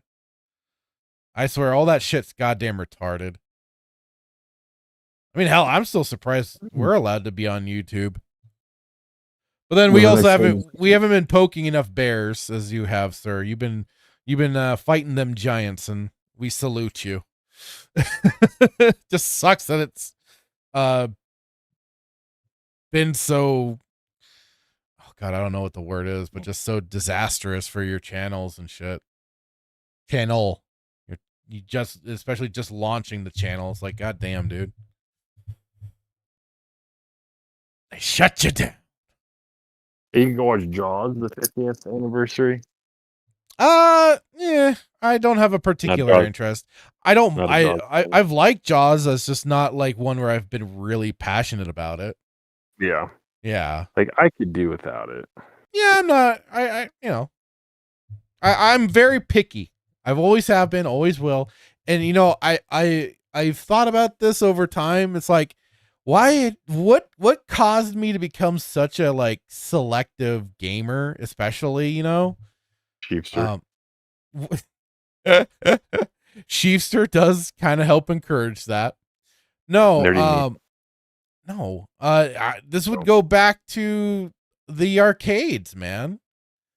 Like the old pinball. Oh, man, dude. Pinball. Well, just like going like to our local arcade, and all my brother and I would get $5 to split in quarters, so like $2.50 each. And we would we had to be selective about what we wanted to play, and we'd had to stretch out those quarters we got, basically. And I think that was kind of between that and then like, doing rentals. You wanted to make sure you were taking home a good game and everything. So you had to be a little bit, you had to be yours. You didn't return it back. Yeah. You didn't want to, or something like it was a lot of times it'd be like, mom would be like, "No, you picked this game. You are stuck with it for the weekend," sort of thing, So, it's like between that and arcades, it's like you had to be cautious with your with what you were deciding to put money into. Isn't that the truth though? Like you go and rent a game at Blockbuster. It was always Thursday or Friday nights for us. Yeah. Go rent Blockbuster, and it's like, and you had to pick the game, man, because at the time, like those rentals back then, I mean, that was quite a bit of, I mean, it was as a kid, you thought it was a lot of money, but mom and dad, they weren't going to take you back. No. So it's like that was your fun for the weekend. Deal with it or not. Like, it's like you rent Wave Runner for Nintendo 64. You get home, you play Wave Race 64. Wave Race 64. We talked about that one. Yeah. It's like, this is terrible. Like, well, it's all right. You picked it. Well, I want Banjo-Kazooie. Nope. Maybe next weekend, but You Which should have picked you it the missed, first time. yeah. You miss 4, you miss taking it back after 4 days and it becomes your game, which was a brilliant, concept model for Blockbuster. You'd think, like, charge them late fees until it pays for the game. Yeah, basically. But yeah, you But had to yeah. be, the point I'm trying to make is you had to be selective because you could either Oh, get 2 absolutely. games and no popcorn or treats from Blockbuster, or you could buy one. You could rent one game and get enough treats and popcorn to last the weekend. Right. So, But yeah, so to that effect, is like I'm also selective about what I decide to go and see in theaters and stuff. Like the Teenage Mutant Ninja Turtles was like it had been a long goddamn time since I've gone to the theater since then. But what did that for you? Was it Blockbuster that made you selective, or was it just like your mom? A combination. Well, I'd say a combination of the playing in the arcades and doing video game rentals. You had to be selective. You had to be, really, because we made some bad choices occasionally. Well, what's even more interesting, yeah. Huh. Well, when you bring it up, it's like with the game rentals, because there wasn't YouTube back then. Like what you got, like you got to see the back of the, the back of the box of the game, and you had to be like, is this a winner or is this a loser? And I think that's why people in our generation we're good judges of character, because we had to judge that game based off 3 pictures on the back of the box. And the game description, like that's all we were going off of. Yeah. So nowadays there's all these game trailers and stuff like that. It's like, man, people are spoiled, and yet they act so frivolous. It's like, guys, come on. Get on our level. Like try to do that with 3 pictures on the back of a box with no internet or any trailers. Yeah. Yeah. So, man, the arcade's a good point though, man, because it's like you had all these games, but you only had $5. Man, if you had more than $5, man, you were gonna be there for hours, man. $5-10, you're set for the night. Unless you do the damn claw machines, and then you're screwed. But I don't know, maybe $10 wasn't that much. Thinking about it now, but the point I'm trying to make is, that money had to last you. So you're either gonna play games, or you're gonna play games all night, or you're gonna play, some games and get a hot dog, or you're gonna get a hot dog and a drink and then play. I mean, so what we did, we just all combined our money. Yeah. And we were like rich. We're like, we own this place tonight. We got $20. Let's go.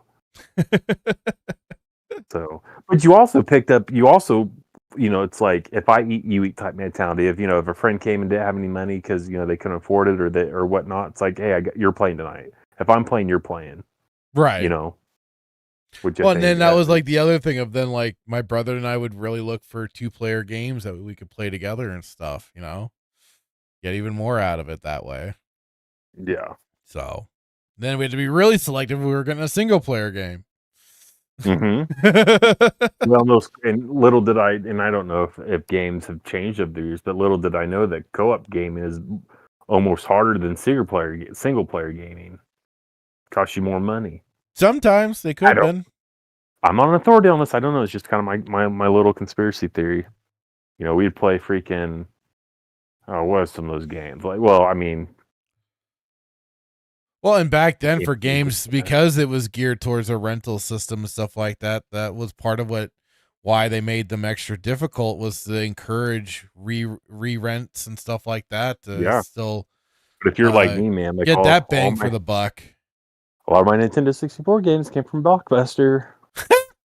So, I joke, obviously. I mean, I had a few probably. Sure. But, yeah, man, God, those were the days, man. Like, these kids are so, like, they're robbed of just pure joy, because, like, when I started going to Blockbuster, man, it was just the Nintendo, because we had a Nintendo 64, so I didn't have any other game console, so I didn't really have the need or the ability to go kind of like. And then once game consoles started coming after 64, like the GameCube, and I don't even know if was PlayStation around when. That's a dumb question. PlayStation was around when Blockbuster was around, right? Of course, yeah.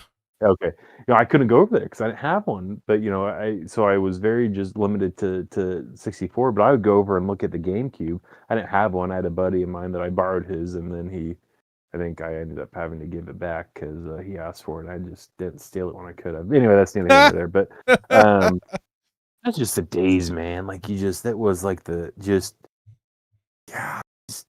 just trying to pick a game, like you were saying, based off what you saw, because you Yeah. couldn't pull out your phone and pull it. I mean, we didn't have phones. Cell No. phones weren't even. I mean, people had you had the Qualcomm phones, right? You had the flip phone or the Michael Douglas, phone from freaking Huge, Wall like Street. brick Yeah, phone. you didn't have. There wasn't smartphones, man. So it's like you really had to, be a good judge of character. And then it's like, and then you couldn't really talk to the guy. I mean, you could talk to the people at Blockbuster, but they would their knowledge only went as far as like what they read from. I don't even know gaming magazines. I mean, No, Game there was Informer, I don't know. gaming magazines at the time, but like it was, they only had like a certain release schedule, and it was just called. Then you got updated on what you got updated on when you could. Yeah, but the best thing is like you go into Blockbuster if you remember, and then they would have like kind of the demos playing on the TVs. Yes, some of them they would have some of the demo machines there. Wow. I mean, I remember watching Banjo-Kazooie, the one with the witch. You'd see it's like you couldn't play it, but like the TV would be showing. You would be as if somebody was displaying it. playing Yeah, yeah. No, I know what you Yeah, mean. man. Because also sometimes with those machines, they would have either full on, they'd just be like either just playing a demo movie of the game, or there would be like a selection of demos. Some would be actual gameplay that you could play, and then other times it would be just the videos. So it'd be like a mixture, like you could pick them, and then it would be like something like, oh, it's a video, and then some of them were like, oh, here's like the first like maybe like 2 stages or something like that. So It would be so fun. I'll have to find the guy and I'll send it to you. But there's a guy so apparently there's like these Comic-Cons for just gamers, just gaming, like consoles and whatnot. I would love to go to one to figure out like one where these are at, because it's a Comic-Con of just gaming consoles.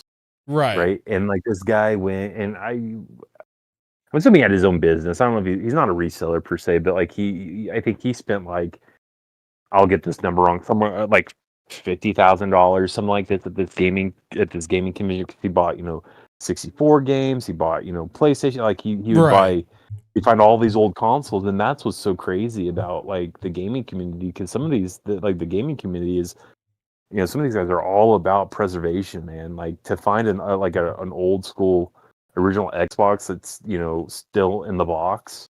Oh yeah, or some of maybe that's it's been taken wild. out one, or the first PlayStation, like that just boggles my mind that people really care about this stuff. The preservation. It's like, and you see this stuff. It's like, as a kid, obviously we had firsthand knowledge. I mean, we saw it when it came out, but like, let's fast forward 30 years after it, and to still see something we played as a kid in mint condition or still in the box, like that's just mind boggling. Yeah. Take my money. Absolutely. Absolutely. I'll buy this first edition Super Mario 64 or Mario 64. Or I'll buy this first edition Turok or Perfect Dark or whatever it is. Hell, I buy Wave Race 64 or Wave Run. Was it Wave Runner? I think it was Wave Runner. No, Wave Race. I forget. I'm pretty sure it's Wave Race 64. Oh, yeah. Back in the day where things were good. Yep. Let's get to the chat really quick here. Hello, Star Wars Screen. How's it going? Hope you're doing well. Saying howdy, good sirs. Hello. Hope you're doing well. Nightmare had said, I remember the Universal ride. There was a cool 90s Spider-Man ride too. I didn't see that, but I do remember when I went there, they had like the whole like Marvel area, because this was way before, of course, Disney bought them. And I remember going up and getting my picture taken with the guy dressed as Spider-Man. Oh, that made me feel fun. I had fun. Dan Blackroyd, hello, sir. How you doing tonight? Hope you're doing well. Saying nobody does an airplane crash like Zemeckis. Castaway and Flight. Darth Bane of the Shield says, I beat the Carly strike. Let's go. It's literally the YouTube bots and Mortal Shillbat. I'm unfamiliar with this individual. They sound like a cunt. Yeah, I'm sharing in this question with Nightmare. Who is this person? Nerdy News says, "Oh yeah, I could have told you that social stream doesn't pick up Rumble chat unless the Rumble chat is the active window. It's retarded." Oh, I didn't realize that. Okay, that's good to know. So I'll just have to. God dang it, Rumble! I blame Rumble. I don't know if I should blame Social Stream or Rumble. I feel like I should blame Rumble.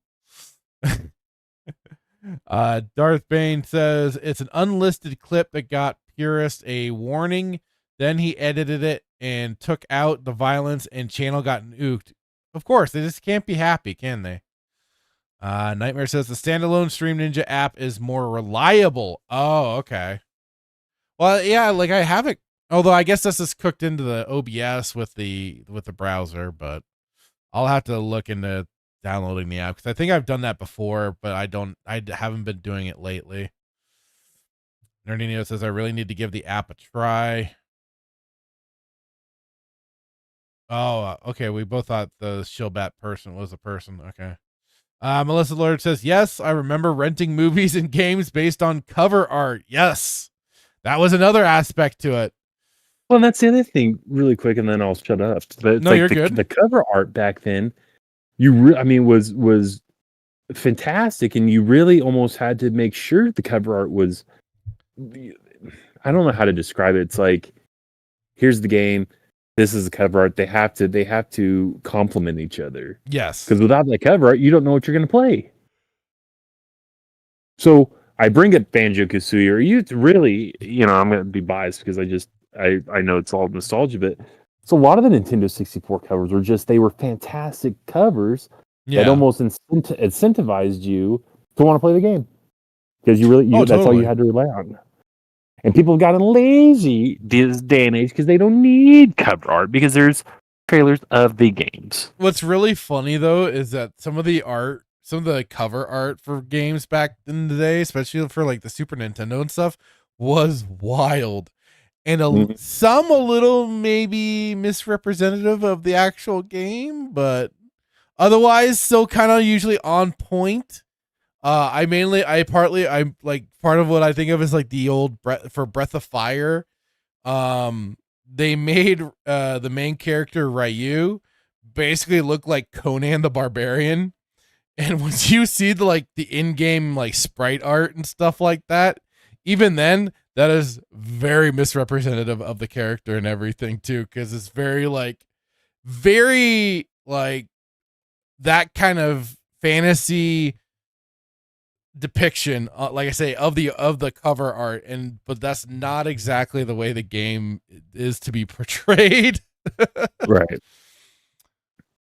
But I mean, hey, sometimes you take that chance, but still fall in love with the game you're playing. Is a coin toss sometimes. Nightmare. Oh, I didn't know if you were in the age bracket to be remembering Blockbuster days. He says the nostalgia is kicking in. You know what's funny is that it's like the smell of a Blockbuster still hits, and I'm still for some reason I can remember the smell. The three greatest smells of all time. It's going to be freshly cut grass, gasoline in the morning, and a Blockbuster.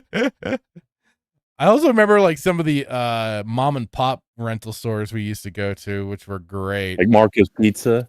Do you ever go to a Marco's Pizza? I think it was Marco's Pizza where they had you could rent games next to it. No, none of the places that I had around me had things like that going on. That would have been great though. That would have been really convenient. Oh yeah. Pizza and games, let's go.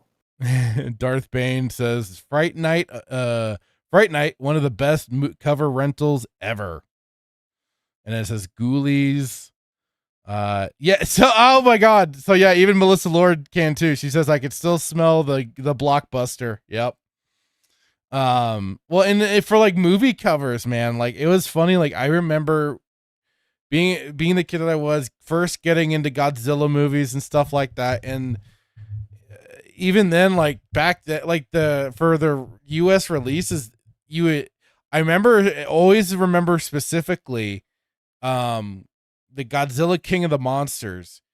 They had the main cover, if I remember right, and then on the back they had colored pictures of Godzilla, and then when I rented it, it was a very different story because the whole is Godzilla, the original Godzilla King of the Monsters is all black, is based off of the original film, still in black and white, nothing's been colorized, and just with, of course, the Perry Mason actor, I forget his name right now, Raymond Burr.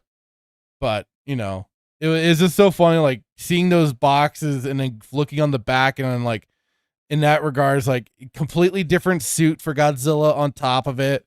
I was like, what the heck? And then especially like I said, when we see God at Home, I'm like, wait a minute, that's not what was shown on the box.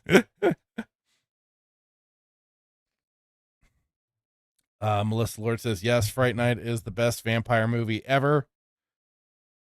Brandon Tran, hello. Good evening, sir. Hope you're doing well tonight. Saying hello, Fractured Filter and Jay Hitman. Sorry I'm late to the party. Hope you're having a good day. We are. I tortured Hitman about food, and now it made him order food. So a good day had by all. First time for everything. Absolutely. Nightmare says, I was lucky if my parents even let me rent one game. Oh yeah, like dude, it was always it is even strict for me too. At one point we did get to rent 2 games sometimes, but it was usually just the one game. The only time we got to rent multiple things was during birthdays. Yeah. And I do remember going hog wild once, renting a whole ass ton of movies, and we only got through a handful of them. So you really only had Friday night into Saturday night to really, the majority of your gaming, because Sunday into Sunday night you had to get ready for school the next day. Basically. So you're like, oh yeah, I got a whole weekend. No, you just have a day. Yeah. Darth Bane says our neighbor owned a mom and pop's video store. We got all our stuff there, and it was the warehouse, not Blockbuster in my young days. Nice.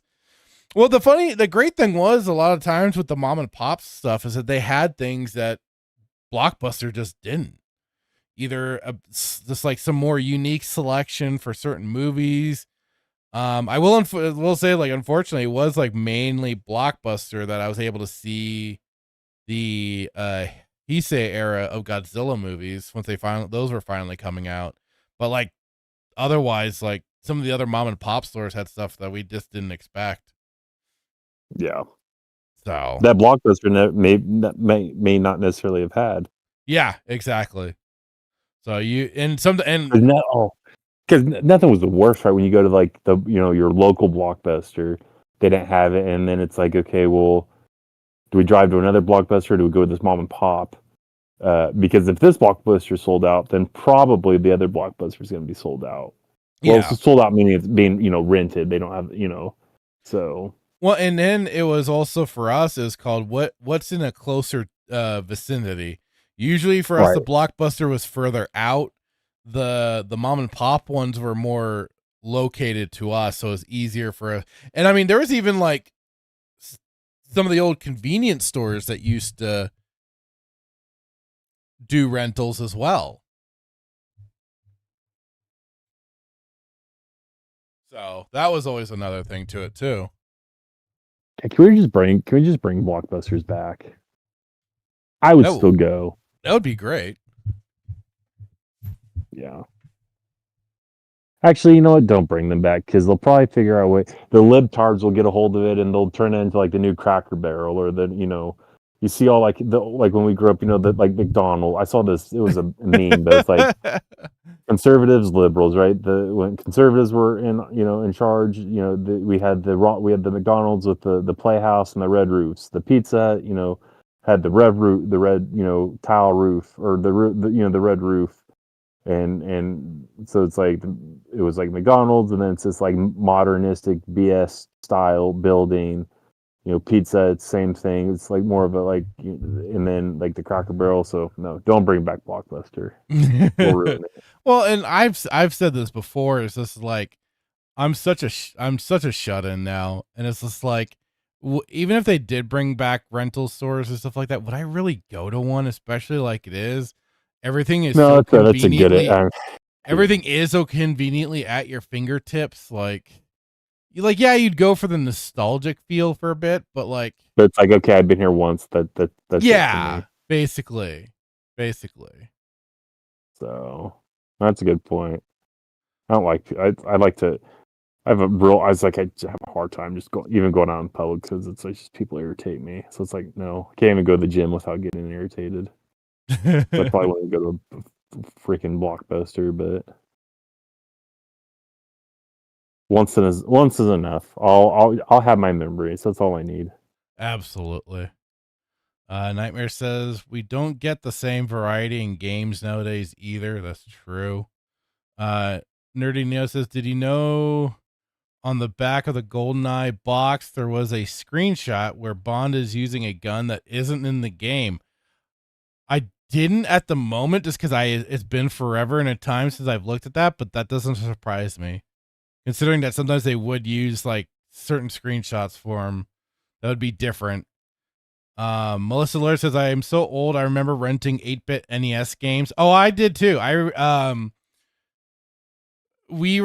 remember renting, especially Metroid, the original, and the game wasn't either. It was something to do with our system itself. Cause I remember there was a problem with it, but the game just was not working. Everything was messed up. The game wouldn't load properly and everything. Like it was a mess. But I did rent a few.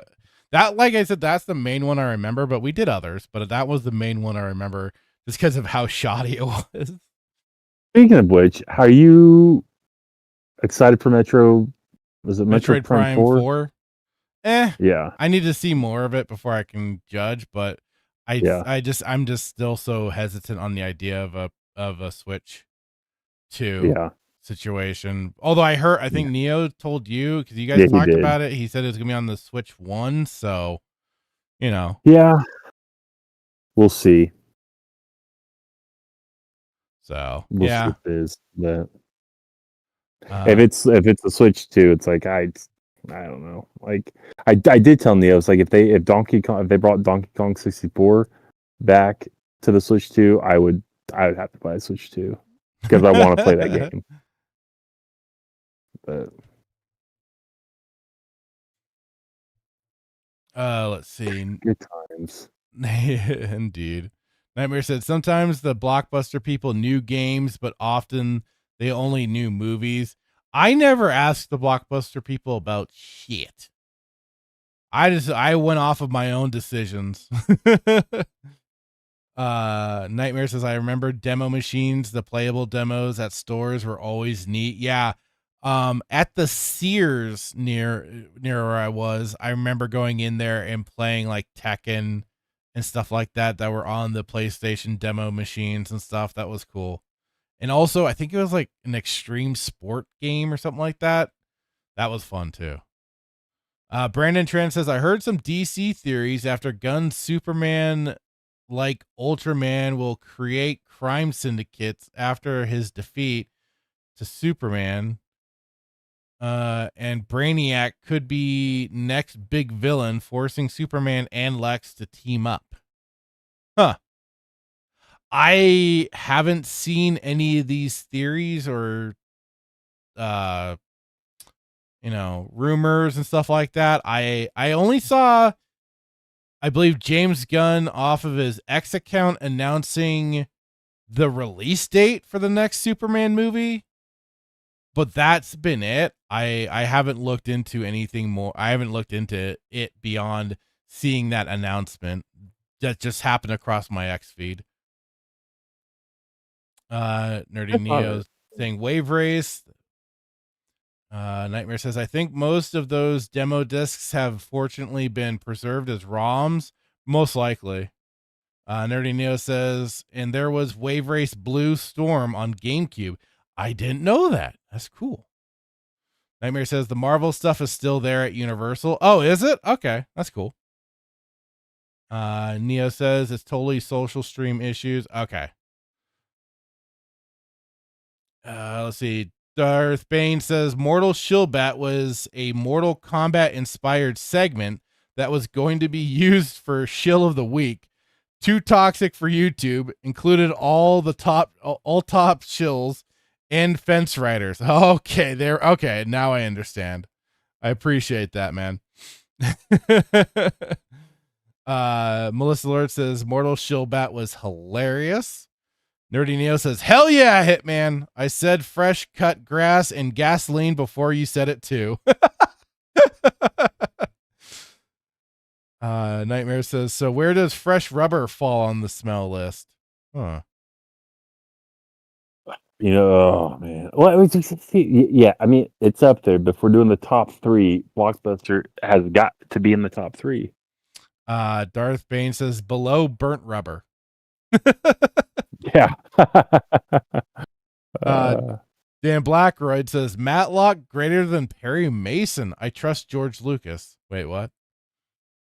Oh, yeah, I'd probably say I'd lean more towards Matlock myself.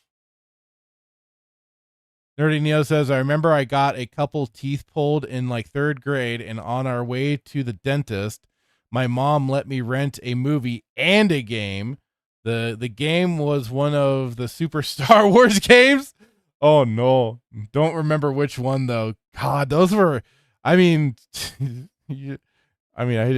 those games could be like pulling teeth. No pun intended exactly, but like those games were brutal. Especially I only remember getting so far in the first one, especially in Super Star Wars, that when you get to the point, because you didn't get you didn't get an instruction booklet all the time when you rented these games. So when it got to like those segments when you're driving with the land speeder, I sometimes just got lost. But the funny thing was like that didn't deter us from like continually replaying and like renting the game. So we were just either retarded or something, but or gluttons for punishment. But like it was always then like the coolest thing when we made progression, we got a little bit further, and then even got to the whole the Jawa sand crawler and stuff like that. Like that memories, man. Such a time. I'll be alive. What a time. Nightmare says, yeah, everything today has the aesthetic of a pastel colored commie block. Nerdy Neo says, inject Prime 4 directly into my veins. Nerdy Neo is set and ready to go. He can't wait. And then Nerdy Neo says, both Wave Race 64 and Blue Storm have retro achievements. You are always on top of that shit. Let's go. How time you told me you went over retro achievements with me and you never did? Anyway. Bane of the Shield says Super Star Wars games were controller throwing games. Yes, they were. They could be. Battletoads was up there in difficulty too. It was.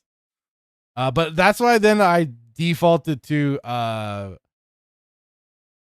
Battletoads and Double Dragon. That game I remember being the bomb. That was fun as hell. Because again, co-op.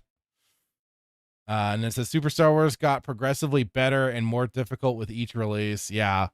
It got better especially then like with Empire Strikes Back and Return of the Jedi, when you could play as Luke with the lightsaber. That was always great. Especially from the start. Getting to play him with the lightsaber from the start was awesome.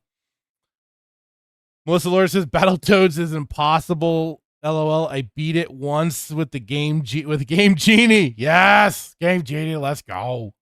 And even then, it was one of the hardest games ever. Nerdy Neo says, I blame dude. Oh God. So here we got something here. So this was from 4 days ago. I did see this pop up into my YouTube feed. I think I saw somebody else post this in one of the Discords I'm in. I forget. But I also thought you might kind of, and this is, I guess, a special edition, chapter 1. And I don't know if you've followed this, Hitman.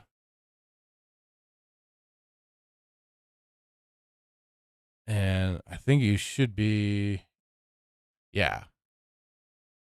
I am subscribed to this channel, so, but yeah, this is Darth Angelus, who's been working on the Heir to the Empire cinematic, and he did put out this special so Heir to the Empire special edition, chapter 1. So chapter 1 of Heir to the Empire adapted into a short fan film, now fully rendered and remastered. And the description also says the Rebel Alliance has destroyed the Death Star, defeated Darth Vader and the Emperor, and driven the remnants of the old Imperial Starfleet to the distant corner of the galaxy. Princess Leia and Han Solo are married and expecting Jedi twins. Luke Skywalker has become the first in a long-awaited line of Jedi Knights, but thousands of light years away, the last of the Emperor's warlords has taken command of the shattered Imperial fleet, readied it for war, and pointed it at the fragile heart of the New Republic. Are you ready for this, Hitman? Huh? Let's go. All right, let's do this. Tim Blackred, hard G, not soft G. Oh.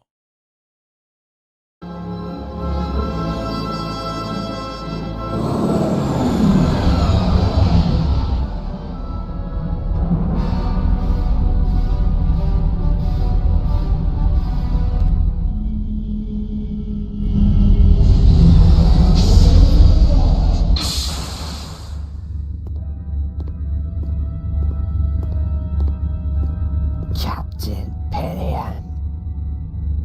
Blasted Rook. What do you think you're doing? I'm doing my job.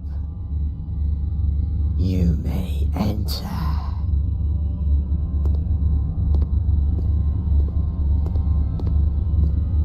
Come in, Captain. I thought you'd want to know, Admiral, that the scouts have returned from the Aurora Sky system. The wing commander will be ready for debriefing in a few minutes. Were they able to tap into the central library system? They got at least a partial dump. I don't know yet if they're able to complete it. Apparently there was some attempted pursuit. The wing commander thinks he lost them, though. No, I don't believe he has. Particularly not if the pursuers were from the rebellion. Yes, sir. I've ordered the sentry line onto yellow alert. Shall we go to red? Not yet. Tell me, Captain, do you know anything about art? Not very much. You should make the time. Safa paintings. Note how the style changes right here. Bridge to Grand Admiral Throne. Sir, we're under attack.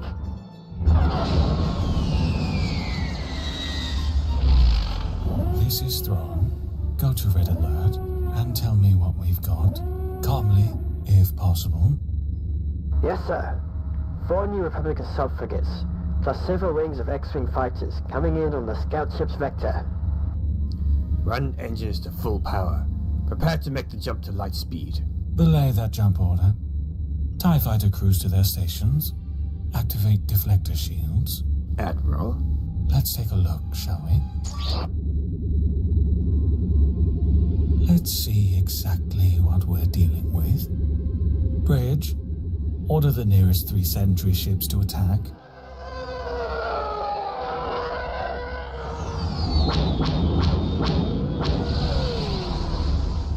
Excellent.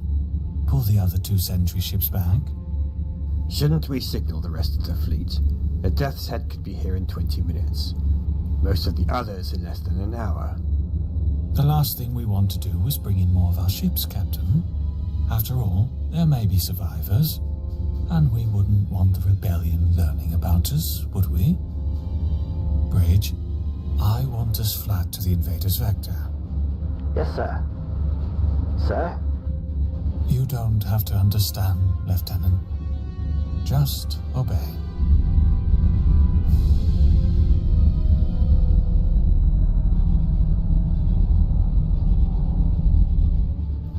I'm afraid I don't understand either. Watch and learn, Captain. TIE fighter squadrons, launch when ready. Head directly away from the Chimera for 2 kilometers, then sweep around in open cluster formation.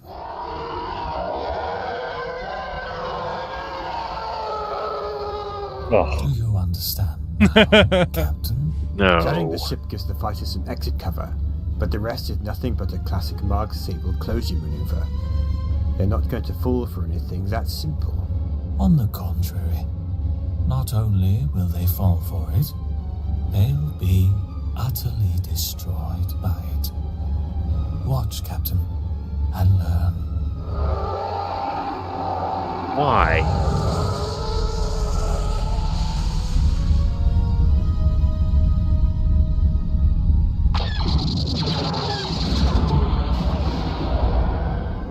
What in the Empire are they doing?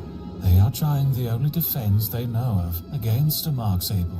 Or to be more precise, the only defense they are psychologically capable of attempting.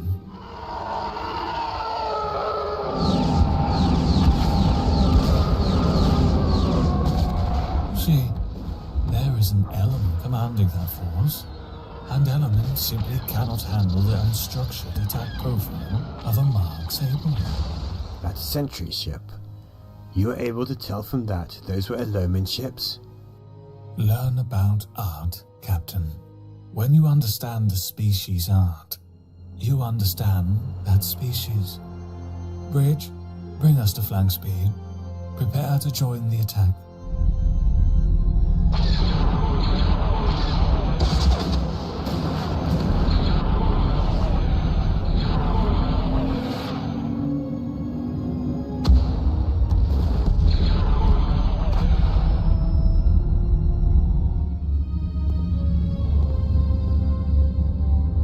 Sounds like the Aurora sky system is a bust. They cannot spare the manpower needed to pacify the planet. For now, perhaps. But only for now. Bridge, this is Grand Admiral Thrawn. Set course for the planet Merca. Merca, Admiral? The first piece of the puzzle. A creature indigenous to the planet. The second piece lies on a world called Wayland. May I ask what exactly this puzzle is? Aye, the only puzzle worth solving, of course. The complete, total, and utter destruction of the rebellion.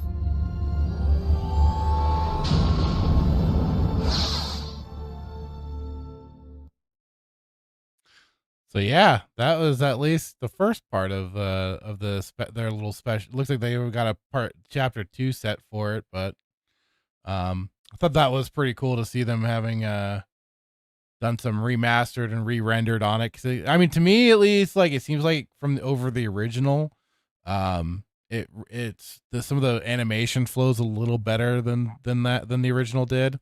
So it's pretty neat to see that. I'd still would have said they would have needed some work on some of the lip flapping for the dialogue. But I mean, otherwise, such impressive work that they've done to bring this to life. Hitman, you Was were this shit painted though? The Chimera painted like they did it in the freaking Ahsoka movie or Ahsoka show? You mean like that? Yeah. Wasn't there that design on his ship? I can't remember in the book, but I know they did it in freaking Ahsoka when freaking No, they did it in the Rebels show too, I believe. Rebel show. But I thought that was a Filoni thing. I didn't think that I don't remember it in the books. So how cool would it have been? There's probably no way they could have done it, but if they actually had, was it oh gosh, what was the guy who Mark Thompson? Did he do Thrawn? No, Timothy Zahn did. No, but who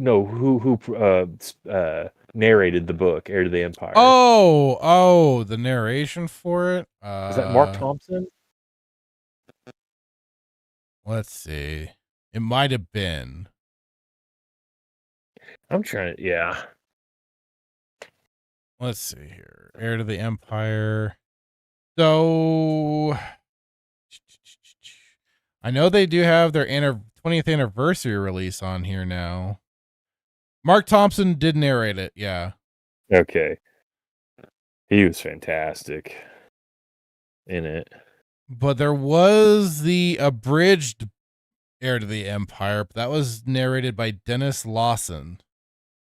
Yeah, I do remember that. But otherwise, yeah, I mainly remember the Mark Thompson version. Yeah. He did a great job, Like, even because I think they had the unabridged out before this 20th anniversary I have to go back and edition. read that. And then he played, I mean, he's a great voice actor, man. But like he even did like Pelion, did a fantastic Pelion. I don't know. I have this just in my mind. It's like when I read these books and listen to the audio versions, like that's how I envision like the characters sounding. Like so, like Bane. It wasn't Mark Thompson. Who freaking did Bane? It Jonathan was Davis did the Bane books. Who was it? Jonathan Davis. Yes, he's great too. But that's who Bane in those books. I don't know why, but it always reminded me of like some type of like Australian or New Zealand accent. Yeah, like it gave Sheefster and I the same vibe. Yeah, and so like he just had a slight accent to it. Yes. Yeah. I need to go back and read Heir to the Empires. I got through. I haven't done I still need to do the last one. I think I started it's the Last Command, or is that the second one? Heir to the Empire. Last Command, and then let's see. Hang on.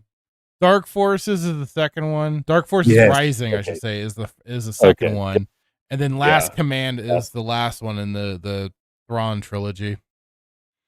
But it's just, oh man, we could talk for hours about those books. But it is just fascinating where he's like, Thrawn always used art, Yeah, like, to judge his enemies and how to best make the tactics to take them on and everything. Yeah. Yep. The greatest travesty of all time has been them giving Ahsoka credit for the Marg Sable maneuver. Oh God. Yeah, they did do that, didn't they? I'm like, you got to be kidding me. That is not a thing. Oh God. Yeah, I could that was something else. But overall, yeah, this is the only thing. I know it's for a fan project. It's pretty good. I want to go back and see if this is actually in the book. I don't even know what it is. It's supposed to be a chimera, I believe. Chimera, yeah. For the Star Wars version of a chimera. What is a chimera? A dragon? Oh God, I believe we've gone over this before. Probably, I just don't remember. Huh. Well, even when I put in chimera into Google, it just gives me chimeras are cartilaginous fish in the order of chimera forms, known informally as ghost sharks, ratfish, spookfish, or rabbitfish. Wonderful. But mythology. Here we go. Yeah, chimera, Greek mythology, was a monstrous fire-breathing hybrid creature from Lycia, Asia Minor, composed of different animal parts. Typically, it's depicted as a lion with a goat's head protruding from its back and a tail ending with a snake's head. Some representations also include dragon's wings. It was an offspring of Typhon and Echidna, and a sibling of monsters like Cerberus and Lernean Hydra. So there you go. Very good.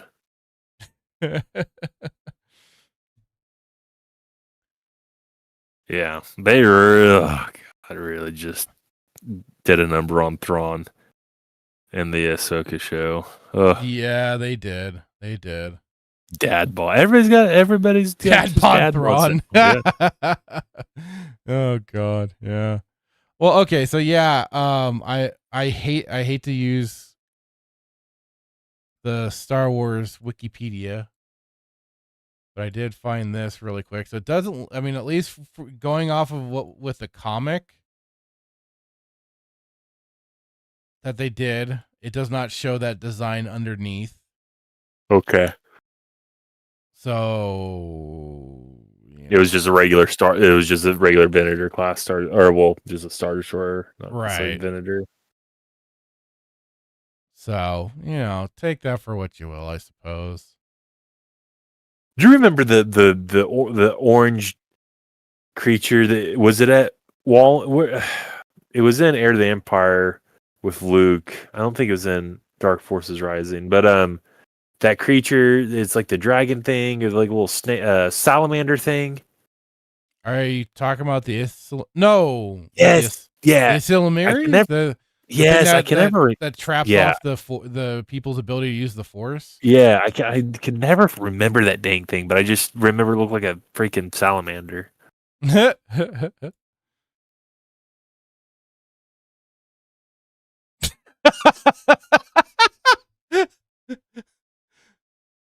I don't know if you can see this in the Discord, Hitman, but Neo posted this meme in our Discord.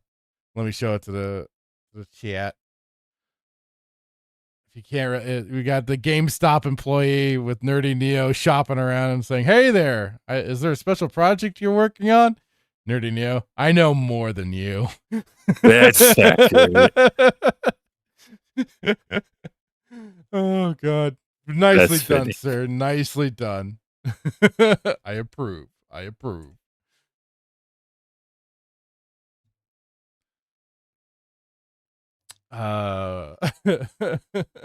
he said FYI tagged you in a meme in your Discord filter. Yep, good stuff.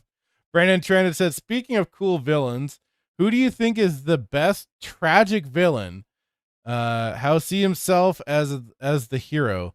Lex Luthor with Bad Dad, Lionel Luthor in Smallville, or Doctor Doom who hates Fantastic Four and Marvel? Lex Luthor.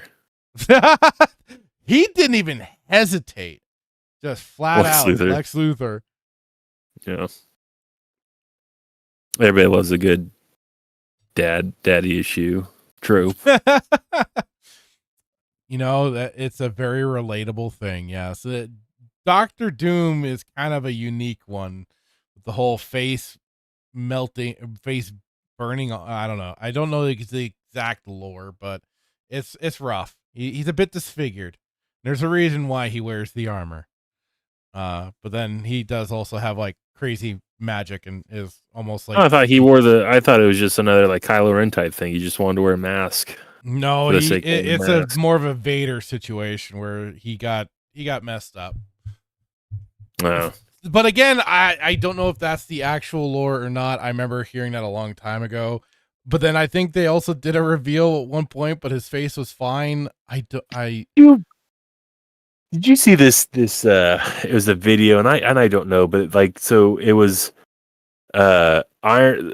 I'm assuming the Iron Man song originally was came like Ozzy Osbourne did it, but so if you read the lyrics to the Iron Man song, and you follow the story of Iron Man within Marvel, someone said I watched this video. I'll have to try and find it, but apparently the song alludes to the fact that like Iron Man dies and is rebirthed into Doctor Doom.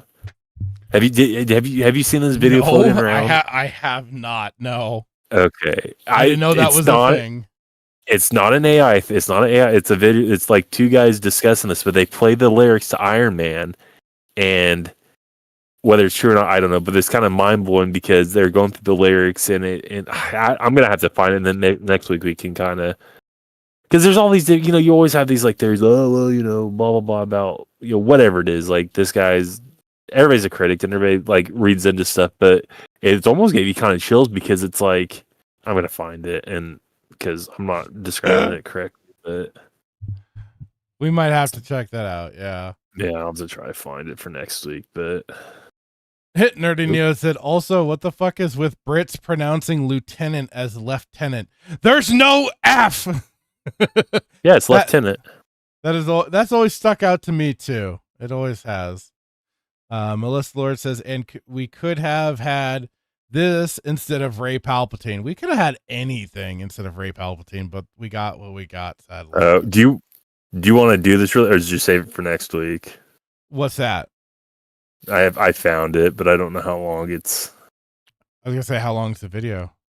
Let's see. You're usually the one with the time limit, not me. So let me see if I can send it. I don't. It's a YouTube short, so I don't know how long it's going to be, but I'll put it in Discord. Oh, then yeah, it should be pretty quick.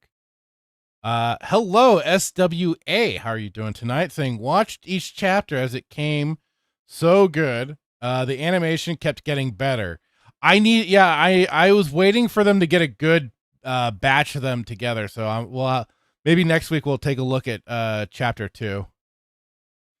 And hello, Greg. How are you doing tonight? Saying false. Creating her character at all was far, far worse. Facts. Brendan Trent says, fun fact about Smallville Luthor actors. Did you know John Glover, who was Lionel, also played Riddler in Batman the animated series, while Michael Rosenberg, who is Lex, played Flash in Justice League? No, I did not know that. I especially didn't know the Flash in Justice League. I might have heard about the Riddler one, but it's not. Oh, Michael Rosenbaum. I thought that was weird. But yeah, I didn't know that they did voice those characters at this present moment. Nerdy Neo says, I was introduced to the Islamiri because they were on Drummond Koss in Mysteries of the Sith. That's right. That's right. And that's funny. It's funny too, because Mysteries of the Sith with Drummond Koss. Because I thought, because I hadn't played through it all the way. And when I finally did not too long ago, I was like, oh shit, Drummond Koss? I didn't realize that they'd already created this planet. That's awesome. It wasn't just for Sutor. Fantastic.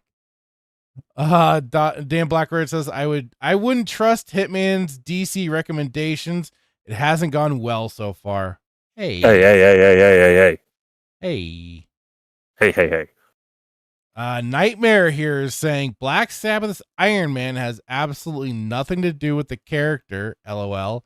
They used the song in the movie because the name and sound fit. Well, I don't know. Watch the video. We'll take a look at this. We'll take a look. It's the what? It's the second one. It's the second one. Yeah. 41 seconds.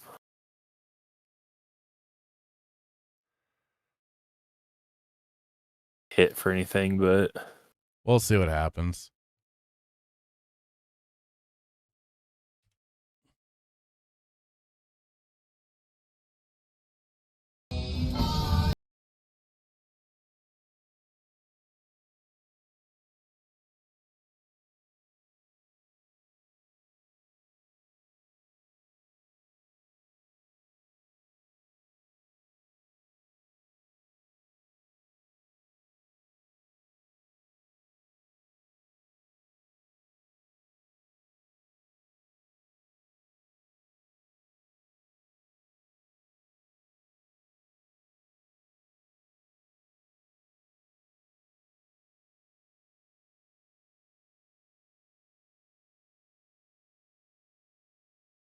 I mean, so could be reached. Don't know. I thought it was interesting when I first saw it.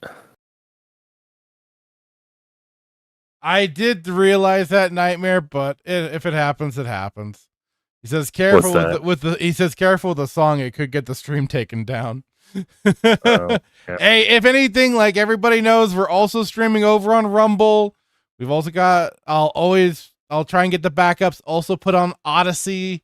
So one way or another, you can catch the replays that way. Somehow, some way. So I don't know. Somebody could be reading into it, and that's fine. But thought the lyrics were kind of interesting. So if there's no correlation between Black Sabbath song and the movie, like fine, but thought it was just kind of interesting. Like, I don't see it as like going in for Doctor Doom necessarily. It was just more Right. like the song just even says, yeah, he just, because I mean, I'm pretty sure the even before the comic, the song was well before the comic. Was it? I want to say, Okay. but I could be wrong on that. But Well, that would make. I mean, if it was way before, that makes sense then. I'd have to look it up. But God dang it, Dan Blackbird says it was planned all along. Kevin does it again. What a guy. What a guy. What a guy. Nightmare said, I think they cut out some of the lyrics. I think that they were just trying to get the parts that go most Totally. with what is going on with Marvel right now. But yeah, it like I see what they're doing, but I don't necessarily think it is. You think it's just kind of I just think there's some coincidences happening here. probably. You know, that's just about it. Yeah, that's the thing though. Like everybody is everybody's a critic and everybody's like has a theory for Everybody has a XYZ. theory and they're all trying to reach for straws and they all want to be the Yeah. person that predicts the thing for the movie and stuff like that. They can't just like I understand having fun and like I guess I hate saying theory, but theorize certain aspects, but like sometimes We got to people be just think- very careful with us using the word theory because Star Wars theory is going to come after us like Carly King did. but Marvel it just gets out of hand sometimes with some people. Like when you're going to such autistic levels of trying to say, combine, yeah, the Black Sabbath Iron Man song, I think what okay. probably in my mind what people are wanting is to try to find a connection between Robert Downey, like Iron Man, like Robert Downey. Oh gosh, Tony Stark as Iron Man, now as Doctor Doom, and they can't just let it be the fact that it has different dimensions, different universes. I don't know where it takes place or how it takes place, but they need to like. I think there's this in my mind. There's this overwhelming want that they want Tony Stark to be freaking Doctor Doom because that'd be cool. I guess I don't know. I guess for some reason I don't know. Somebody snapped. The Infinity Gauntlet was not destroyed, and the Reality Stone is still intact.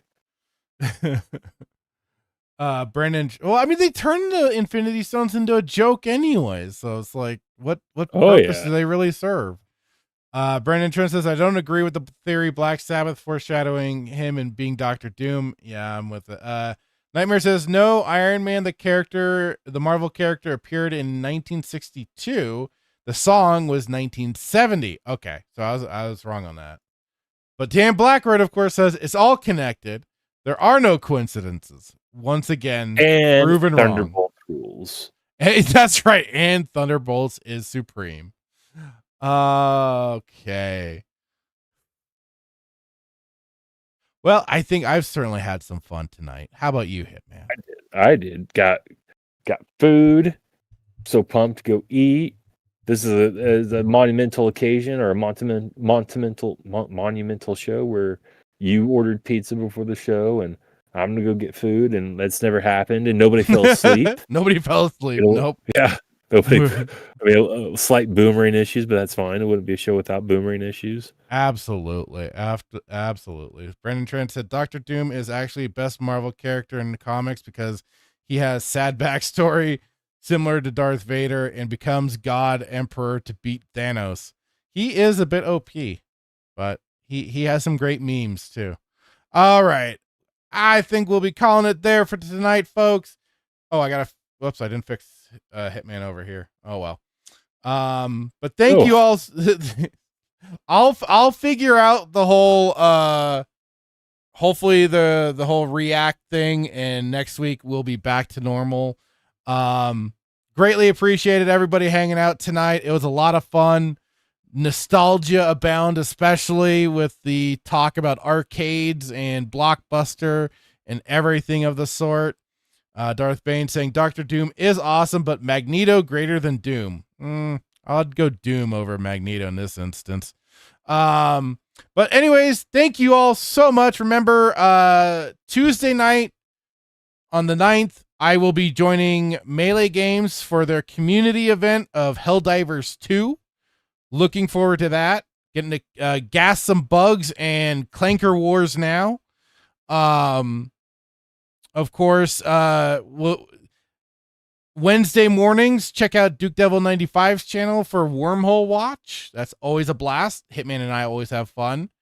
And because it's going to be 9/11 for weekend pregame, be there, be square, because we may be bringing a bunch of crazy conspiracy theories and stuff like that revolving around that. It should be fun.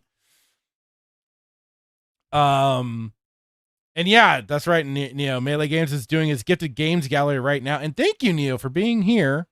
Although you might be dual watching, but I appreciate you being here. And same to you, Nightmare. Thank you for hanging out here while that is going on. Much appreciated. Dan Blackroyd said Thunderbolts deep dive next week. I guess I'll have to finally watch it. And then Brandon Trent says cool stream as always. Well, thank you, Brandon. Much appreciate You have to on your days. I'm going to text you, be like, you're watching this, because if I had to watch that slop, you have to watch it. I guess I have to. No, we talked about this. You have to do it. You have to answer every question in a Russian accent. We talked about that. I don't remember that part, but we did on the last week's show. We did. Yeah, the Red Guardian. You have to talk like the Red Guardian. Das Vidania. Das Vidania, comrade.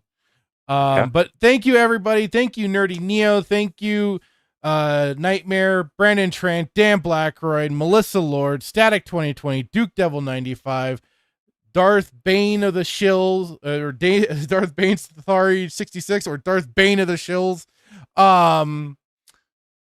Star Wars Scran, SWA, a new face. Thank you. Greg Hates Everything. Much appreciated for you dropping by, man. As all, let's see. Did I said Star Wars Scran. Where we go? Let's get over here. There was Scran. Gabriel Knight, Briscoe 1234, and Snap Rai, you dropped by. Thank you, dude. Much appreciated.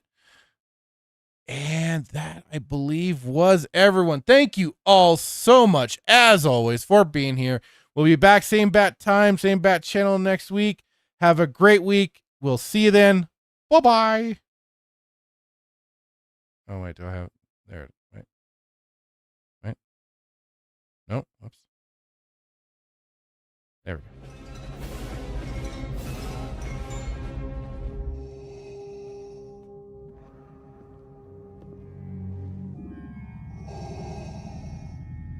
What is thy bidding, my master? Yeah, I should have known from the very beginning.